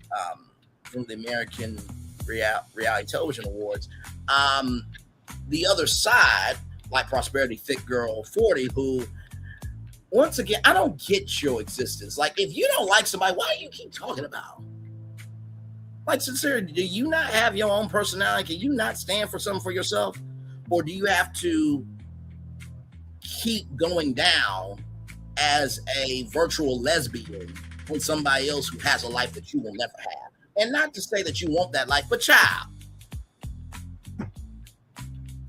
she's living her life and she's living her life, and your life is hers because you ain't got nothing going on for yourself, along with the other people who move in the hell hole, the rabbit hole, and the shit hole of covering her. Like, girl, child, and it is so interesting to me how some of y'all gonna cover the show again. After some of y'all said, well, I've been trying to get out the sector for over a year now, this, that, and the third, and now you're like, oh, the old so-and-so is back. Okay, cool. Because you know what's gonna happen? It's gonna be round 2 of this war that happened all this time. It was Melody versus Martell. Now it's going to be Coleslaw versus everybody else. I already see the game plan. I don't want to hear it when y'all say y'all don't want to do YouTube no more because you elected yourself to review the fucking damn show. Get the fuck out of my face.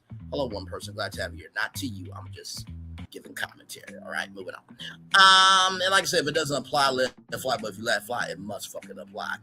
Years ago, Kandi Burruss and her family had a close relationship and business partnership with King. Not only did King work as a producer on Real Housewives of Atlanta for 9 seasons, but also worked as a co-creator and producer on several reality shows with Burruss's then husband Todd Tucker. Things eventually soured, and Burruss would later allege that King tried to produce a biopic based on her escape without her knowledge or involvement. He even went allegedly as far as to try to get her mother, Mama Joyce, involved. King has taken the high road and opted out of defending himself publicly, but says he's open to have a conversation with Burruss privately, even inviting her onto his YouTube show. I mean, here's the thing, right? You know what? Let's do this live. Let's do this live because I got time. We got time today, okay? Let's do this live because I'm not.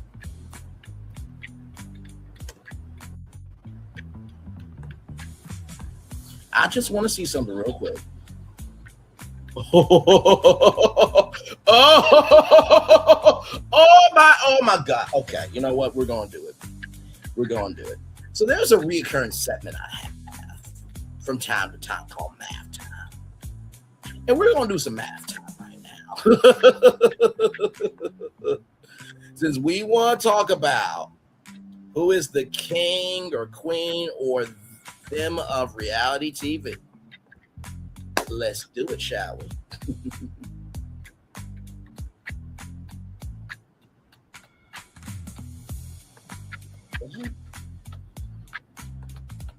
I just used it this morning.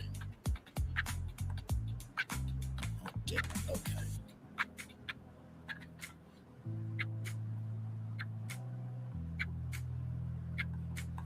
Interesting. Okay. Sorry, y'all. I literally just did a thumbnail this morning. Okay, that's fine. So this is what we're going to do, right? So I'm going to do this live in real time.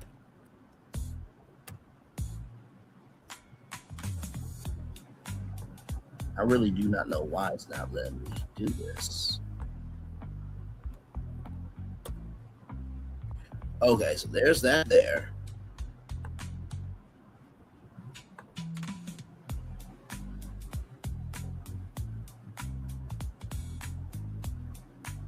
Okay, that's odd.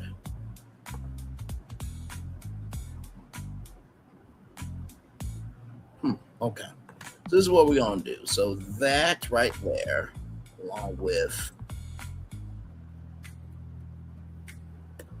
All right, so this is Kandi Burruss's numbers right here: 708,000 subscribers versus 427,000 subscribers. So a difference of 281,000 subscribers between them, right? Okay, so that's subscriber count. Now we're gonna go by total view count, right? And since he is predominantly on YouTube, that's what we're going to do with YouTube.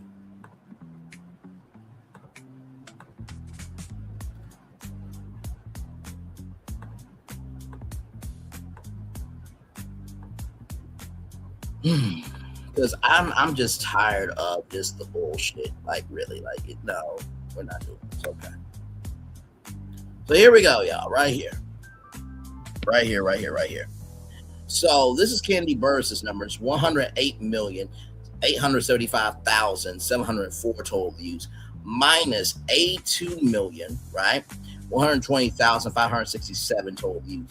So for a grand total difference of 26,755,137 views. Kandi Burruss is bigger than Carlos King on YouTube. I'm gonna need y'all to cut the bullshit. Okay? All right. Moving on. Just that out there. Okay. All right. Let's continue on. Like I said, it would be better if you go on her show because she's the big platform, right? So just saying. Now this is Monique Samuels. Now she was on Housewives of Potomac for a long time. then went to Love and Marriage DC. And she did an interview that we reviewed here, and she said that Carlos King treated her worse than white people. Her words, not mine. Let's continue on. Former Love and Marriage DC star Monique Samuels said King begged to work with her after she left the Real Housewives of Potomac. After a few years, she claimed she finally gave it under the guise that she would be treated better within a King Brooks project. Samuels on the hard way. According to her, she was treated worse than she was treated during her time at Bravo. Samuels alleged that she was edited to look like the stereotypical ugly black woman, while her then husband Chris Samuels was painted as a good black man for an ungrateful wife. She exited. She exited the show after one season and filed for divorce a year later. Samuels would later reveal in her memoir that her marriage was real, with emotional and financial abuse, even turned physical at one point. Not to mention, let me bring up Winter. Shout out to Winter, who was from Love and Marriage DC. And when I was on a content creators channel, I asked Winter a very important question. I said, and I quote, did they have like pre-production meetings with like each of you to figure out like what's going on with your seeds, what's going on in your life and how it can relate to the season? And then did they sit down and, talk to the cast about, okay, this is what we want this season? And she said that was also too, I also meant to mention, was there weekly production meetings, right? At the end of the production week, you'll check in with the executive producer. Okay, how did this week go? And Winter said that's a great question. That never happened. I don't have to make up anything to have a platform, ladies and gentlemen. Okay, I just give facts and receipts. All right, here we go. Sophia Soguchi Williams and Keith McCollum, formerly of Bell Collective. Oh yes, I remember Sophia Soguchi Williams as well. That was so Gucci and Selena, they clashed for a while, but they're good. They're good now. I've also shared the grievances about working on a King produced show, claiming dramatic narratives push and plot centered on destroying their marriages were favored. Things got so bad that Colin quit the show while being interviewed on King's podcast. For Colin, that was seemingly her payback. Now King hosts weekly podcasts on his YouTube channel that's live tours and has landed some sought-after interviews with reality stars, mostly Bravo. You see, he slowly made the transition from behind the camera to being actual talent. He's always said he wanted his own show, right? One of his favorite things to remind viewers is that being a reality star is no easy feat, and something he would never personally do, as he doesn't care to share his personal life. Exploring others' highs and lows, however, he can manage. It also seems that he does enjoy the spotlight and desires some level of fame and public admiration, which contradicts what he has vowed not to do. At some point, Rogers will speak candidly about how all this feels. Until then, she has to watch the house she built being torn down again. Love her or hate her, you have to feel for her. The show she created has continued her absence, and now with the woman who contributed to the demise of her marriage and involved. Meanwhile, King has produced 2 spinoffs of LMH, one in Detroit and one in DC, without giving Rogers credit financial compensation. That's what the kids call nasty work. The entertainment industry is a business first. One can say King shouldn't be faulted for doing what's good for his business. The Kingdom Reign empire is expanding, said no one ever. Multiple shows across various networks also said no one ever. But his personal relationships have seemingly suffered. Factual, along with his reputation for trustworthiness. Smacktual, okay? Shout out to Brene Alexander. Very well done, good sister. I love the article. And told no lies. Told no lies whatsoever. Sincerely. Now, you see how technology wants to work now? Okay. So I'm going to still do math time real quick. Now that Canva has straightened this stuff out, I'm going to do math time real quick. Because what I don't like to do is just say anything, which I never do anyway. But I'm going to do that. Hang on.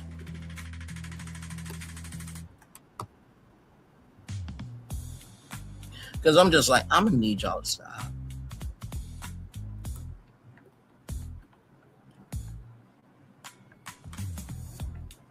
Okay.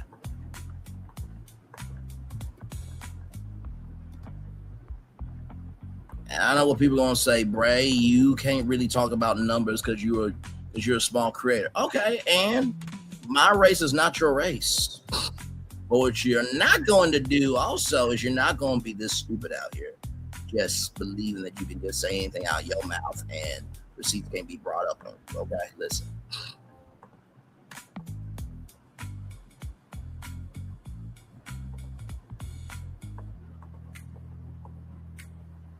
There we go. Oh, nope, I deleted those numbers there. Yes.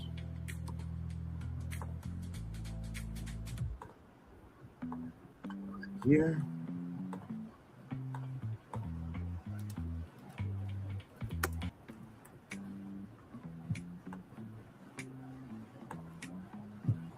And by the way, like I was saying about the American Reality Television Awards, when Melody Cherie won Queen of Reality TV, the other side said that the show wasn't real. I'm like, y'all, it's been around for 15 damn years. Just because y'all never heard of it doesn't mean it's not real.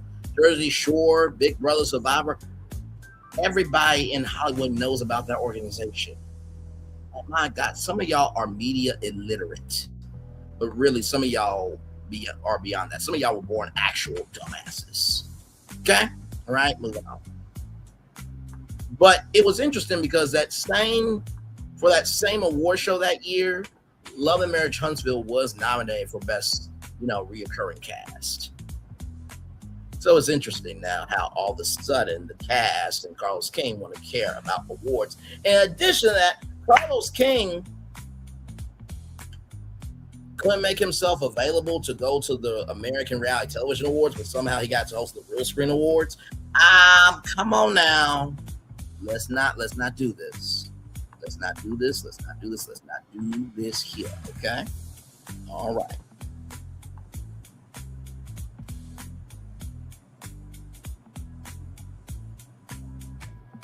Give me one moment, y'all. Get the calculator up.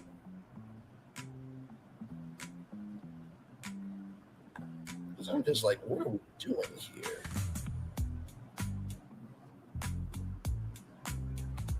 And like I said, if you don't believe me, you can take these same YouTube numbers, right? And you can do your own math on it. I ain't got to prove ish to nobody. I really don't. But receipts are important, everybody.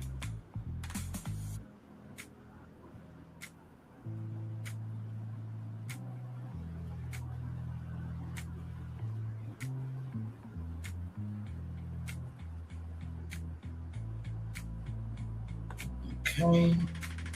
Do.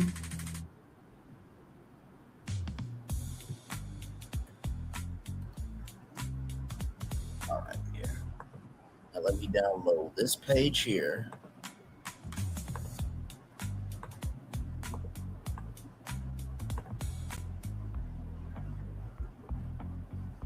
Oh, I like that.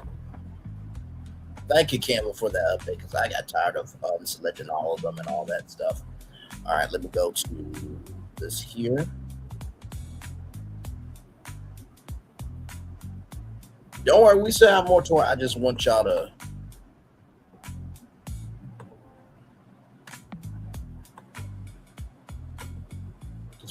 know where we're at. So that way nobody can say Braylon did this, then the third. Here we go, right here. Okay, here we go. Let me send it to myself. 6.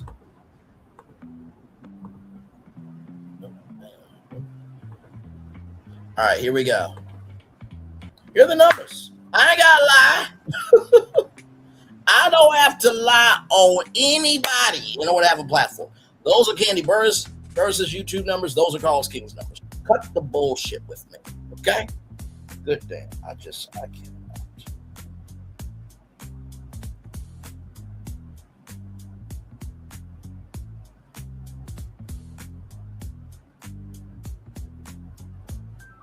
Okay, nothing new. Okay. All right, let's continue on. Let's talk about some AI, everybody, because this is some definite huge news that you need to know for sure. So here we go for Black Enterprise Magazine, blackenterprise.com. Here we go. 24% of AI-generated job interviews go down after hours. 24% of AI-generated interviews go down after hours. 24% of AI job AI-generated job interviews go down after hours. The shift highlights one potential advantage of automated interviews: flexibility. Artificial intelligence is changing when and how Americans interview for jobs, with a growing number of candidates completing automated reviews late at night instead of traditional business hours, Wired reports. About 24% of all AI interviews conducted through recurring software company Ribbon take place between 10 p.m. and 2 a.m. local time, according to company data. The figure rises to 35% among Ribbon's manufacturing clients. More than 500 companies use the service. Hiring platform Greenhouse is seeing a similar pattern. The company told Wire that roughly 15 to 20% of candidates using its voice agent to schedule interviews at night.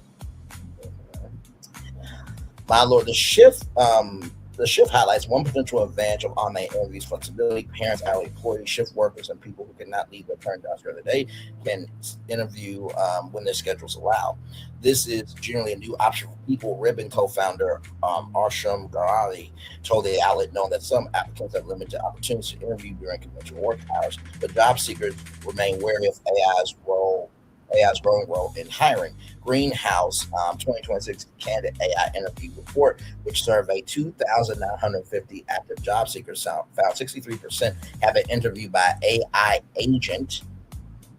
38% of U.S. candidates said they had withdrawn from a hiring process because it included an AI interview, while another 12 said they would withdraw if one was required. Transparency remains a major concern. Greenhouse found 70% of U.S. candidates were not clearly told before their interview that AI will be evaluating them. Another 30% want confirmation that a person will review AI-generated results before employment decisions were made. Research suggests automated interviews could also help some candidates advance.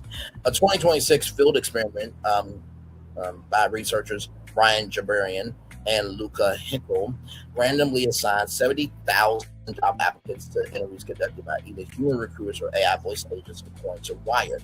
Applicants interviewed by AI were 12% more likely to receive job offers. Human recruiters evaluate interviews and made the hiring decisions in both groups. The findings come as employers increasingly turn to AI to screen large applicant pools, while automated interviews can give workers great control over when they interview. Candidate resistance suggests employers also face pressure to clearly explain how the technology is being used and where humans remain involved in hiring decisions. And this is what I have to say about that, right?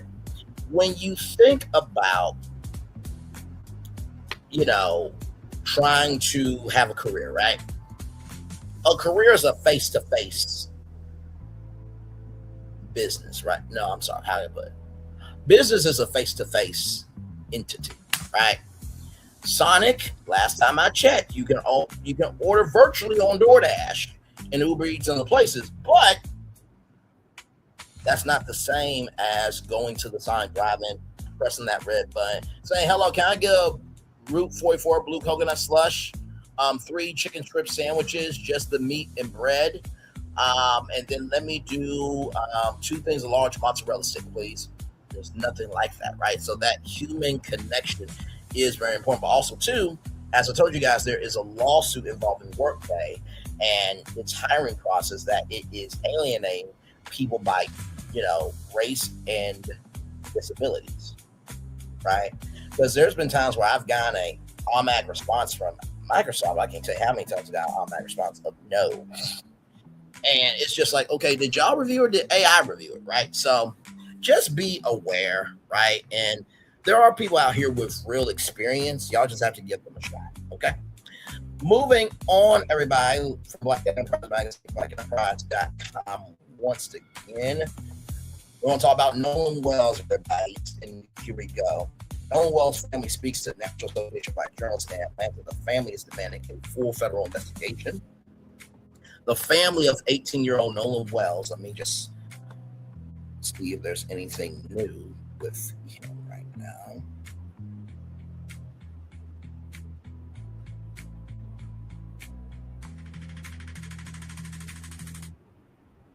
Okay. Gotcha. Okay, so nothing. Ooh, okay, I will definitely bring this into the studio. I'll bring it in. Don't worry. Wait till you see this one. Let's continue on here. The family of 18-year-old Nolan Wells is called for a federal review federal review of the investigation into his death more than a month after he disappeared during a 4th of July boating trip in Mississippi, according to WLOX. Wells' parents, Christine Elmore Walmsley, joined civil rights attorney Ben Crump, Benjamin Crump, the Reverend Al Sharpton, and U.S. Representative Lucy McBath on August 13th at the National Association of Black Journalists Convention in Atlanta. The group discussed the case during a panel moderated by journalist Tiffany Cross before holding a news conference. Okay, shout out to Tiffany Cross, still out here in these streets, being on the ground for us, for our culture in terms of journalism. Shout out to that. Wells was reported missing after he failed to return from a 4th of July boating trip with friends. By the way, shout out to Nancy Grace, who said to Race Bain Tatum that apparently these so-called friends that you're saying are Nolan's friends, who are now your friends. I'm like, Nancy Grace could come to the cookout. That was a clean line. And I don't think Officer Tim guy, because he was just but like, yeah, basically his supposed friends are now your friends because they're trusting you with information, but they also know that this looks bad. We need to talk to a black person. So like Stephen always say, don't piss off the natural selection. Just because you were selected doesn't mean you were selected because you were important. Sometimes people will select you because you are a great puppet for them to be able to say what they want to say through you that they can't say. Okay? All right, moving on. But you're the $100 million man though, right? All right, moving on. His body was found July 6th in waters near Horn Island, off of Mississippi's Gulf Coast. The Congressional Black Caucus is also seeking federal scrutiny in a letter sent August 12th. Caucus Chair Yvette Clarke and other members urged Attorney General Todd Blanche and FBI Director Kathy Jobs to launch an independent review. McBath said federal officials are given 7 days to respond. We are demanding a full federal investigation. McBath said we want to make sure that every stone is turned because his life matters. Wells' parents have questioned the circumstances surrounding his disappearance and the authorities' initial response. Christine Walmsley says she contacted multiple law enforcement agencies while trying to report her son missing, but was redirected because of jurisdictional questions. Independent autopsy commissioned by the family classified Wells' cause and manner of death as undetermined. The office of the district attorney, Angel Myers McBath, has said the state autopsy report will be withheld until grand jury reviews it. So here is Attorney Crump right here. It's about the evidence, nothing else. And this family has always said from day one, even when I called Reverend Allen, we talked to him, they have been consistent. We want to know what happened to our child. Everything else is just, it's just clickbait and everything. It's about what happened to our child. Black press, NABJ, we need you now more than ever to keep everybody focused. What happened to this 18-year-old black teenager in Mississippi? Because there have been questions when you look at the history of the Deep South where young black people are unalive and nobody ever gets any answers. Yep. Well, we want Nolan Wells not to be like many others that came before him. And that is why, as I said earlier, August 28th, the anniversary of Dr. King's March, Martin III and I we were doing a huge march in Washington, Lincoln Memorial. This will be highlighted in other cases because these things keep happening, and to protect the right to vote. So we intend to stay out on the battlefield as long as necessary. Amen to that. Crump's team, yes, right here, sorry. Nolan Wells' family has said from the start they want to know what happened to their son. We intend to help them get those answers by amplifying the calls for transparency. On August 28th, the anniversary of Dr. King's March on Washington, we will march again at the Lincoln Memorial. His story will not be buried. And light, love, and prayers up to everybody who's going to that, because we still have a racist, biggest, sexist, rapist, and everything between ist in the White House and his administration and his supports until 2028. So I'm praying for everybody, sending love and light to everybody going to that memorial on August 28th. Crump's team and the district attorney's office have Also discussed jointly examining Will's phone. Attorney Liz Park said the family forensic team is one of prosecutors to establish a time and location for examination. The Jackson County Sheriff's Office told the outlet the investigation remains open and ongoing. Crump's team is conducting a separate investigation. We want truth. We want transparency, Crump said. Sharpton said the family will accept the findings if the investigation provides clear answers. If the truth comes out and it's clear, then we will accept the truth, Sharpton said. That's all we're asking. Wells will turn 19 on August 19th. Oh, my God, wow. The family plans to hold a national prayer rally at the Great Savior John AME Church of Biloxi, Mississippi. We just want the truth. Elmore Warmsley said, we just want to know what any other parent would want to know. And this is the thing too, right? Because people keep saying, the FBI needs to get involved. This is 487's FBI. I don't know if y'all know what fucking world we live in today, but this 487's FBI. Hello, and hell to the low, okay? Just keeping it a buck. All right. So, and like I said, at the beginning, middle, end of the day, thank God Kun TV ain't on the case, because he flip-flops back and forth by saying, I don't think those white boys did. But yet, everybody on Horn Island is a witness, which means everybody can be a suspect, you dumb piece of shit. Just saying. And somebody saying everybody is a suspect should not cause a lawsuit to come upon you. Innocent until proven guilty, right? So everybody's innocent until proven guilty, but also everybody's a suspect. Hello, what we doing here?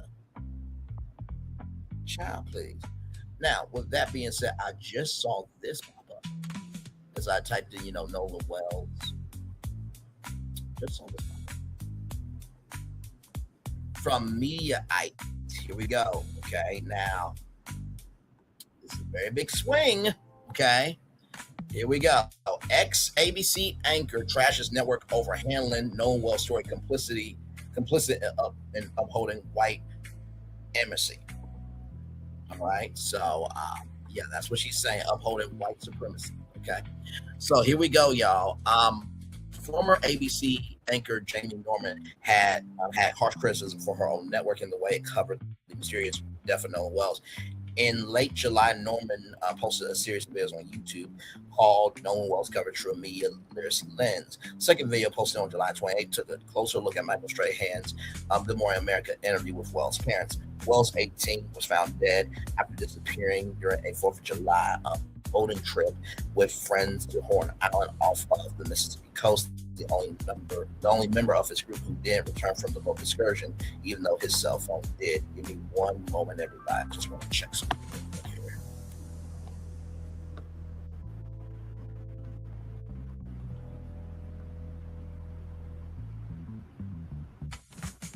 One moment, y'all. Sorry. Okay. All right. Okay. We're okay. Let's keep going here. Okay.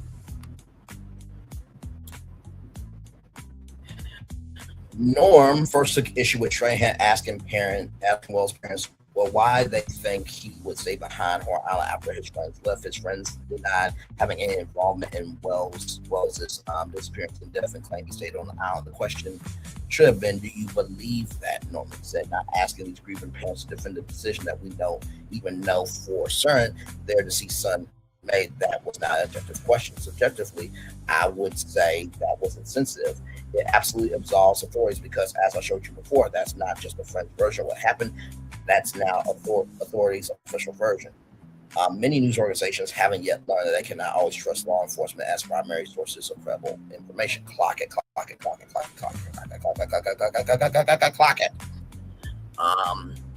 And that's what plays into racial divisions. Norman then accused ABC of ignoring the historical context of Mississippi, knowing the state has the most recorded lynchings in history. According to his parents, they say he had messages that appeared to be believed. Norman continued to buy and wash up with the tide on Sunday. They didn't find it until Monday. It's being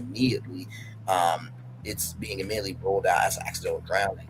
By ignoring that context, news organizations became become complicit in upholding white supremacy, and whether intentionally or unintentionally in plaintiff's racial divisions.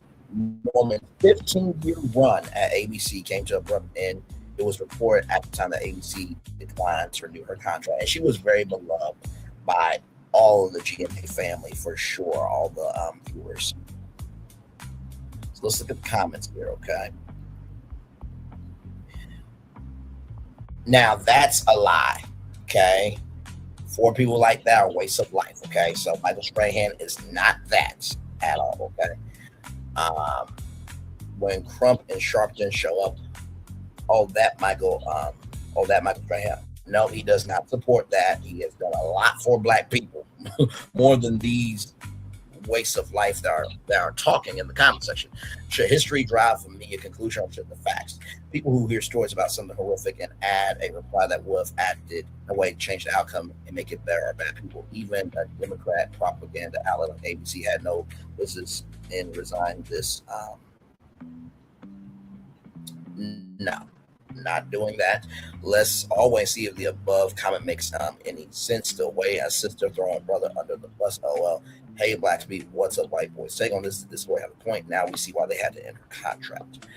Companies were not required to support DEI anymore, and instead were able to remove one of the employees whose only skill was the color of their skin. She wants context from 1969. Hate to tell her, but the biggest state in Mississippi is Jackson, which is majority minority and controlled by all Democrats. You can't even drink the water there. If this young man is a victim of foul play, hope the people, plural, responsible are brought to justice. Not going to read that. Forget Jake is Mississippi, ABC. So those are all the comments, right? And like I said, I think that Michael Strahan, did the best he could. I think it was one of the first times the parents spoke. And so Michael was trying to understand the room. Now, just because Michael asked questions that may have, the questions that should have been asked does not mean that Michael Strahan does not care, right? And I think that's very important to society, because we only see what we see, right? The interviews that you guys see, the segments that you guys see, the stories that you guys see, that was all done at a meeting that happened around 3 p.m. yesterday, right? Then overnight, they refined the rundown all the way up to 6:59 a.m., okay? So I just wanted to say that Michael Strahan does support Black people. And Robin, you're from Louisiana, so you know the Gulf. So come on now, you know the racist history of Mississippi, okay? And here's the thing: news organizations do not have to make themselves Black-owned. They do not, but they do need to understand the context, conjecture, and connection of the history of any space that they are talking about. Because if you don't understand the history, then you can erase the weight of a news story. So here we go with this one. Media Literacy 101. Let's look at Nolan's first interview. That Nolan traveled to Horn Island with, they say that he stayed behind voluntarily. Why would he stay behind? That we cannot answer. Bless Michael because he had it right the first time. The question should have been, do you believe that? Not asking these grieving parents to defend a decision that we don't even know for certain their deceased son made. That was not an objective question. Subjectively, I would say that it was insensitive. It also absolves authorities because, as I showed you before, that's not just the friend's version of what happened. That's now authorities' official version. I can't fathom why he would. I don't know why he would. We always taught him to, if you go with a group, you stay with a group. Many news organizations haven't yet learned that they cannot always trust law enforcement as primary sources of credible information, and that is what plays into racial divisions. Ignoring the historical context of Mississippi, the state with the most recorded lynchings in history, in the current context of a young man who goes out with friends, they return, he winds up dead. According to his parents, they say he had messages that appeared to be deleted. The body didn't wash up with the tide on Sunday. They didn't find it until Monday. It's being immediately ruled an accidental drowning. By ignoring that context, news organizations become complicit in upholding white supremacy, and whether intentionally or unintentionally, end up playing into racial divisions. Any parent would fight for their kids to find out if anything happened, what did happen. So we just want honesty and transparency. We want a thorough investigation. We want that same respect that would be given to anybody else, and that's it. We just want answers. These parents deserve more than what they've gotten so far from local law enforcement and from national media, who should at this point now be looking at law enforcement with more skepticism. Tag your favorite independent journalists and information-based content creators, because the more people talk about this and understand how media can be used for manipulation, the better we can all consume information.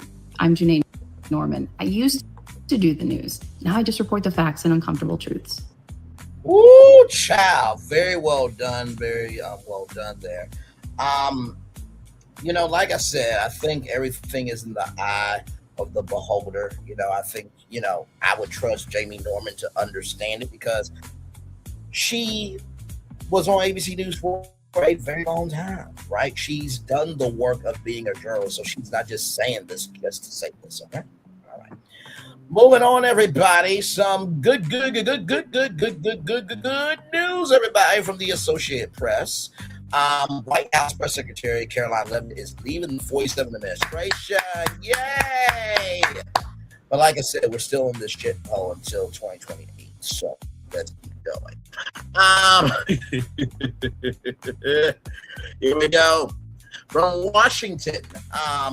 Associated Press, White House Press Secretary Karoline Leavitt, the youngest person to hold the role, will leave the 47th administration at the end of the month to spend more time with family. Leavitt, 28, called it a bittersweet decision in a social media post Wednesday, shortly after President 47 announced that she would be stepping down. She recently returned to the White podium after giving birth to her second child, a daughter named Rihanna, in May. She also has a 2-year-old son. Light, love, and prayers to those children. Hopefully they have real women and real men in their life that will raise them up to be somebody important. The truth is, since returning to the White House after the birth of my daughter, I have felt in my heart that I cannot be the best mom for my 2 younger children while devoting the constant time, energy, and attention required of the White House press secretary. That's why ultimately I've decided to make the best decision to depart the White House and embark on a new chapter in my life, Leavitt wrote. 47 did not outline plans of who might replace her in the high-profile role. He says, social media post that that her decision to leave is one I totally understand and respect. Wow, he totally understands and respects a woman's decision. Wow, what a shocking concept. And indicates she will continue to play a role in his support. But Karoline will now be one of my top outside advisors and influential voice within the. Sorry.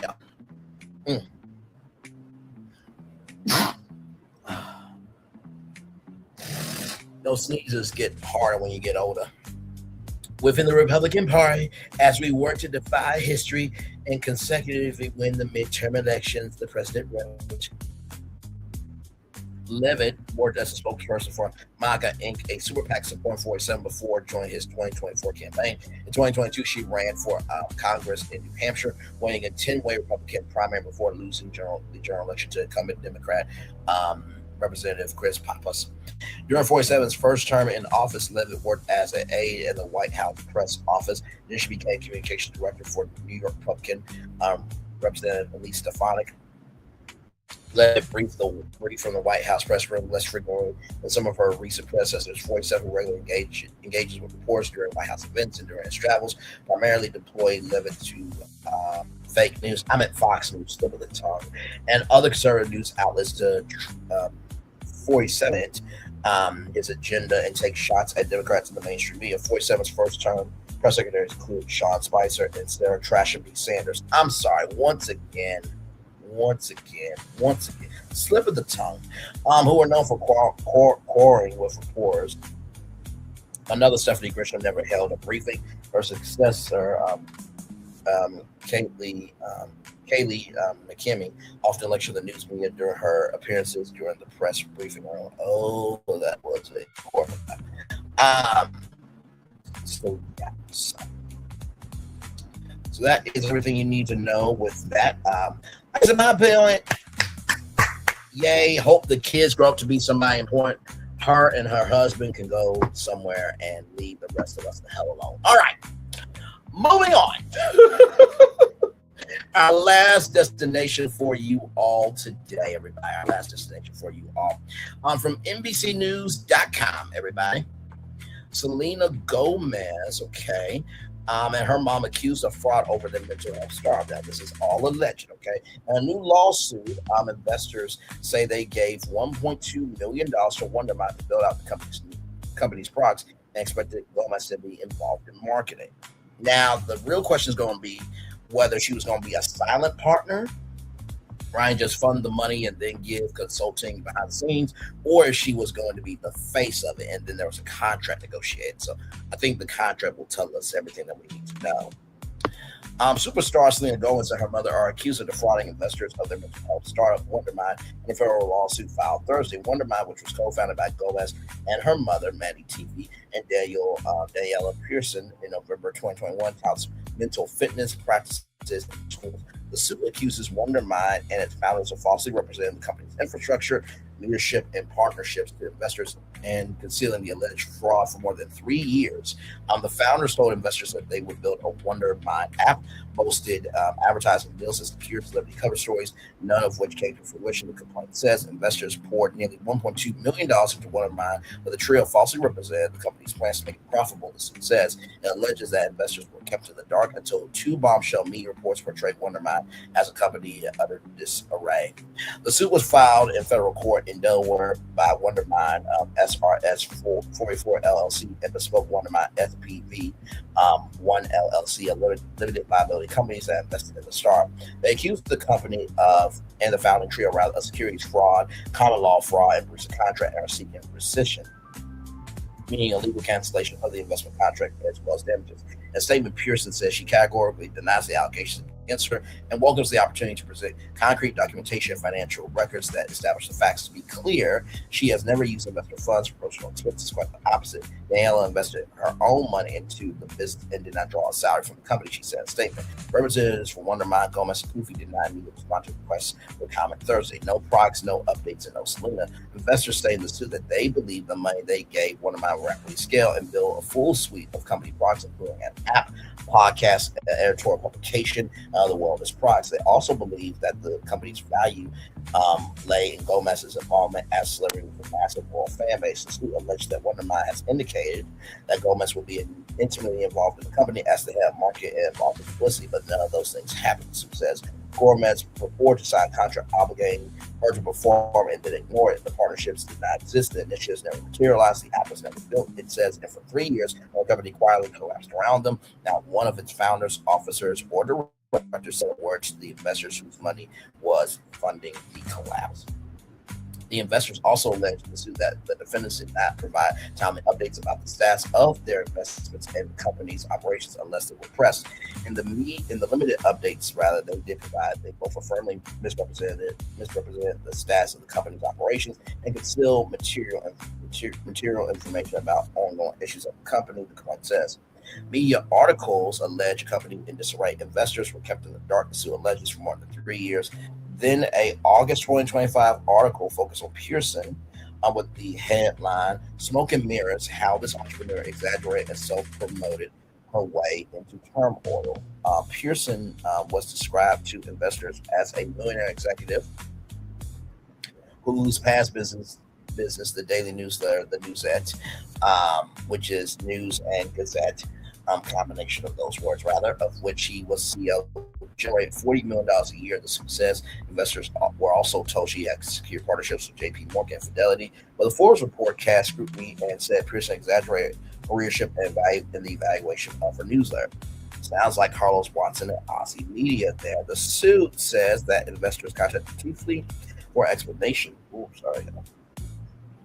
for an explanation after the Oracle published that she responded to Pearson. That Pearson had allegedly misappropriated investor funds, including the plaintiff's funds, to fund her lavish lifestyle, including her $60,000 monthly rent for a New York City apartment and monthly expenses before she was ousted from the company in January 2023. Yet Tiffy had never informed investors about the alleged misappropriated funds before the article was published. The suit says an article in The Cut published September 3rd titled "What Happened at Wondermind" based on interviews with current and former employees. Alleged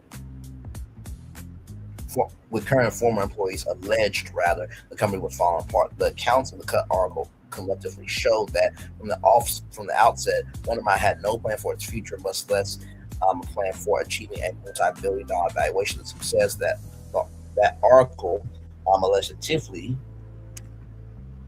Oh, it's just a McDonald's thing. Okay, give me a moment, y'all. One moment. Thank you so much. All right, there we go. That article alleged that Tiffany had a long-running substance abuse problem that impeded her capacity to help the company. That Gomez sought to distance herself from Wondermind based on long-running family disputes with Tiffany, and that Pearson had been long out from the company based on a dispute with Tiffany. The suit says.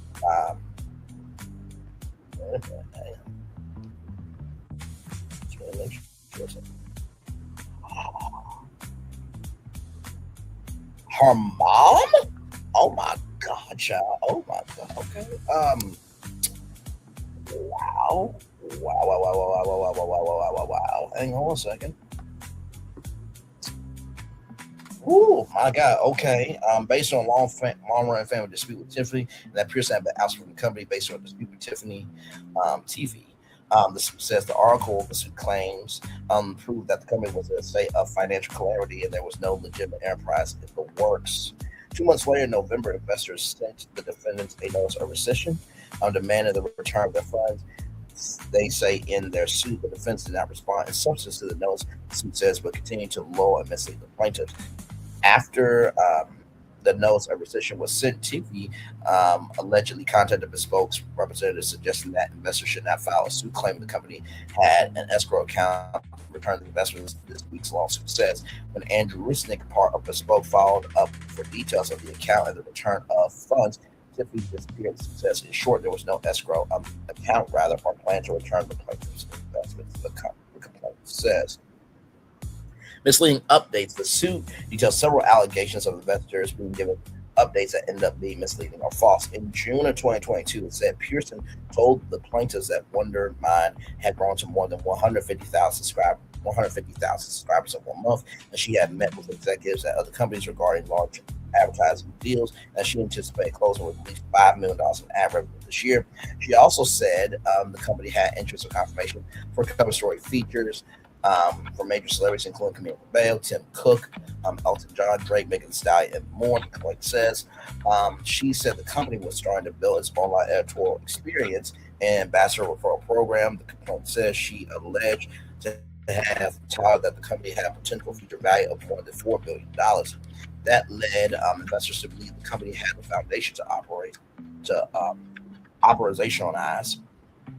The suit says that from 2022 to 2025, the plaintiffs proactively contacted Tiffy and Pearson for updates. When the defendants will provide updates either by email or on phone call, they concealed the significant operational and financial issues at the company. Indeed, the defendants affirmatively misrepresented that the company was performing well. The suit says overall, the suit accuses Wondermind and all defendants of securities fraud, alleging they misrepresented the company's finances and Gomez's involvement, Pearson's background, and Tiffany's fitness, as she had never held a similar startup CEO role. They are further accused of common law fraud and equitable fraud. Pearson, in addition, is accused in the suit of securities fraud for what it alleges were misstatements to investors, conversion from wrongfully used investment funds, and unjust enrichment. Wondermind is also accused in the suit of breach of contract, use of investors' proceeds, position failures to satisfy conditions precedent, and breach of contract, breach of express representations and warranties. Woo! So, what do I think about this destination? Like I said, Wizards Beyond Waverly Place just ended, and then this lawsuit comes out. Child, of course, we have to just wait and see what comes out in the wash. You definitely do not want to jump the gun on anything, you know what I mean? And you know, like I said, Selena Gomez, she's usually not really in too much controversy. There was that one time where Francesca Rivera from The Secret Life of American Teenager gave a kidney and did not thank, and Selena Gomez did not thank her in her post on Instagram, I believe. So there is that.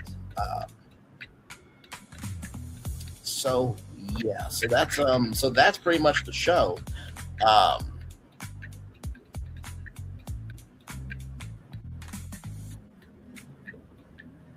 Let's see here.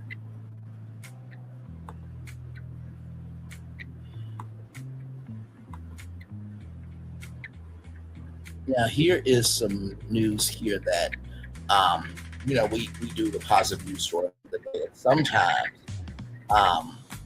a positive news story is to celebrate the life of somebody. So this is very, very sad. Christy Nolan, Christy Knowings, rather, but loved Nickelodeon All That Star, passed away at the age of 46 years old. My name is Gina, and like my name is Jessica. And like welcome to Whatever with Gina and Jessica. Okay. Like today on Whatever, we're gonna have like a totally awesome party. Yeah, it's gonna be like super fabulous. Yeah. But the first thing you need to host a really awesome party as a theme. Like my name is Gina. So here is the news right here. According to TMZ, Knowings died at 46 years old. 46, y'all. After suffering an asthma attack that caused brain damage, a family member told the outlet she was hospitalized and placed on life support before her family made the decision to remove it Tuesday. She passed away later that night at Los Angeles area hospital. Knowings joined Nickelodeon sketch comedy series in 1997 and spent 3 seasons playing several roles, including Penny Lane and Jessica, alongside sketches alongside Amanda Bynes. She later appeared on Sesame Street with her twin brother, Chris Knowings. For many viewers, Knowings remains a defining era of Nickelodeon comedy and representation that still matters and that still powerfully resonates today. Prayers to her loved ones during this difficult time. Shout out to the Jasmine brand. Right here says, I think this comment says it all. So sad. People think asthma is a serious illness, but obviously it is. I've heard people pass away due to asthma. Rest in peace. Absolutely. And also too, y'all, just because people are not outside like we think they should be outside, which have you seen the world today? Some people like peace, tranquility, and being in their right framework for them to live as a human being, right?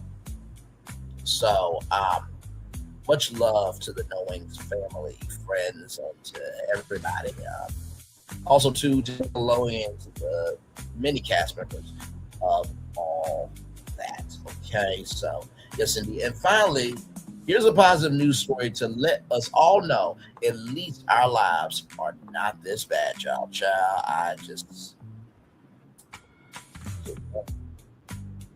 I say, beyond all angels in heaven, there is no victory for Ray J. Orlando Brown. I see myself in you, my nigga. And I ain't talking about when you turn around. Broke ass nigga. They call it po ass nigga. What a whip you apart like a motherfucking pig, nigga. Getting split open the gate. Ho ass nigga. I'm a ho ass nigga. Strike the fuck up. Pussy niggas get fucked. You a bitch, nigga. You want smoke? Ray J versus Orlando Brown. Watch this nigga get his ass whooped. Before God, I got something special for you, right up your asshole. Clarissa Shields versus K. Scott Undercard. Saturday, August 15th. Live only on Zeus. This is gonna be at the State Farm Arena, child. I feel so bad for State Farm. They're just like, why do we keep getting these ratchet, tattered, ghetto ass events? Child, that's the show. Y'all, a little bit later on tonight, at 10 o'clock, BFP Imagineer. I got to talk to them and see how we're going to do it. But a little bit later on tonight, we will be here live at 10 o'clock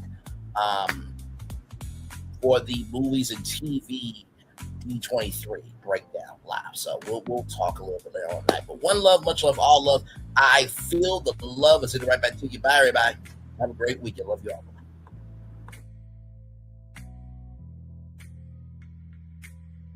I thought I should tell you, they've been talking about you. Yeah, they've been talking about you. They've been talking about the fact that they've done everything they could to stop you and everything they could to block you, but you still win. They've been talking about the fact that they have undermined your success and they have tried to sabotage your seasons, but you keep winning. They've been talking about the fact that even though they don't like each other, they get together to try to kill you, but you keep winning. They've been talking about the fact that you were voted least likely to succeed, but like cream, you keep rising to the top. They've been talking about how they tried to burn your world down, but like the phoenix, you rose from the ashes. They've been talking about you. And you know what they say? Oh, she's just lucky. He's just lucky. But no, you ain't lucky. You're anointed. You got something on you. You got favor on you. You got power on you. You were born to win. Now they can call it luck, but it's grace. They can call it luck, but it's favor. But whatever they call it, it doesn't matter, because you know what God calls you? Do you know what God calls you? A winner. I thought I should tell you, they've been talking about you. Yeah, they've been talking about you. They've been talking about the fact that they've done everything they could to stop you and everything they could to block you, but you still win. They've been talking about the fact that they have undermined your success and they have tried to sabotage your seasons, but you keep winning. They've been talking about the fact that even though they don't like each other, they get together to try to kill you, but you keep winning. They've been talking about the fact that you were voted least likely to succeed, but like cream, you keep rising to the top. They've been talking about how they tried to burn your world down, but like the phoenix, you rose from the ashes. They've been talking about you. And you know what they say? Oh, she's just lucky. He's just lucky. But no, you ain't lucky. You're anointed. You got something on you. You got favor on you. You got power on you. You were born to win. Now they can call it luck, but it's grace. They can call it luck, but it's favor. But whatever they call it, it doesn't matter, because you know what God calls you? Do you know what God calls you? A winner. I thought I should tell you, they've been talking about you. Yeah, they've been talking about you. They've been talking about the fact that they've done everything they could to stop you and everything they could to block you, but you still win. They've been talking about the fact that they have undermined your success and they have tried to sabotage your seasons, but you keep winning. They've been talking about the fact that even though they don't like each other, they get together to try to kill you, but you keep winning. They've been talking about the fact that you were voted least likely to succeed, but like cream, you keep rising to the top. They've been talking about how they tried to burn your world down, but like the phoenix, you rose from the ashes. They've been talking about you. And you know what they say? Oh, she's just lucky. He's just lucky. But no, you ain't lucky. You're anointed. You got something on you. You got favor on you. You got power on you. You were born to win. Now they can call it luck, but it's grace. They can call it luck, but it's favor. But whatever they call it, it doesn't matter, because you know what God calls you? Do you know what God calls you? A winner.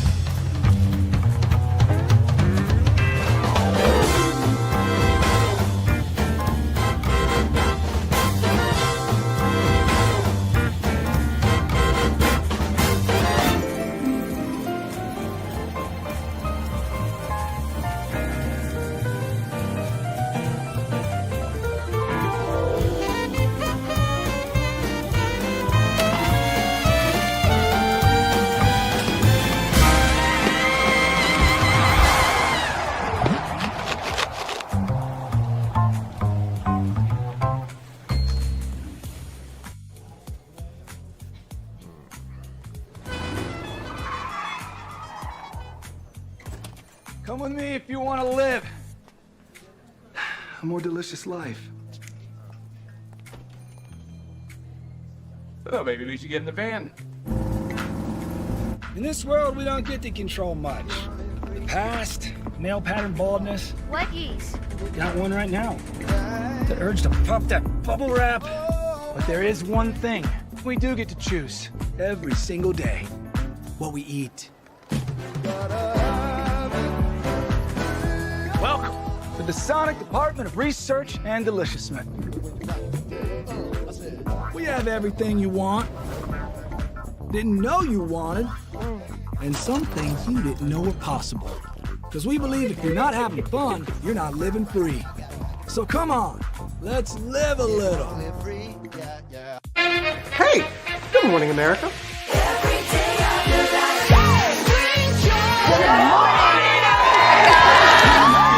Good morning, America. Good morning, America. Good morning, America.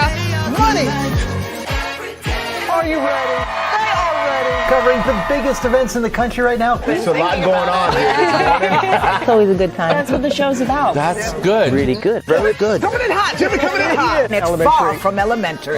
Good morning, America. I'm not going to try to strut like Michael or anything. I have known George a long, long time. Have you ever gotten him to dance? Church is Look at that face. You don't just see it, you feel it. I'm in. I'm in. I'm in too. I'll be there. I am here and so happy. I'm in. I'm in too. I'm in. That tells you something when Snoop Dogg's in. Michael, George, Lara, Ginger. Prepare for a journey beyond imagination, beyond belief, beyond anything you've experienced before. Universal Epic Universe, a new theme park where you'll step through extraordinary portals to 5 immersive worlds. Prepare for a cosmic voyage of discovery, an isle of fire-breathing excitement, a shadowy world of monsters and mystery, new wonders in the wizarding world, and a new way to play. Plus the splendor of a magnificent resort hotel overlooking the park.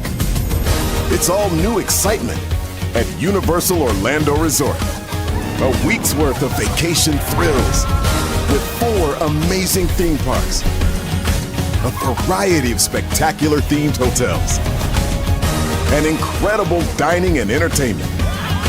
It's all at Universal Orlando Resort, where you'll find new adventures every day.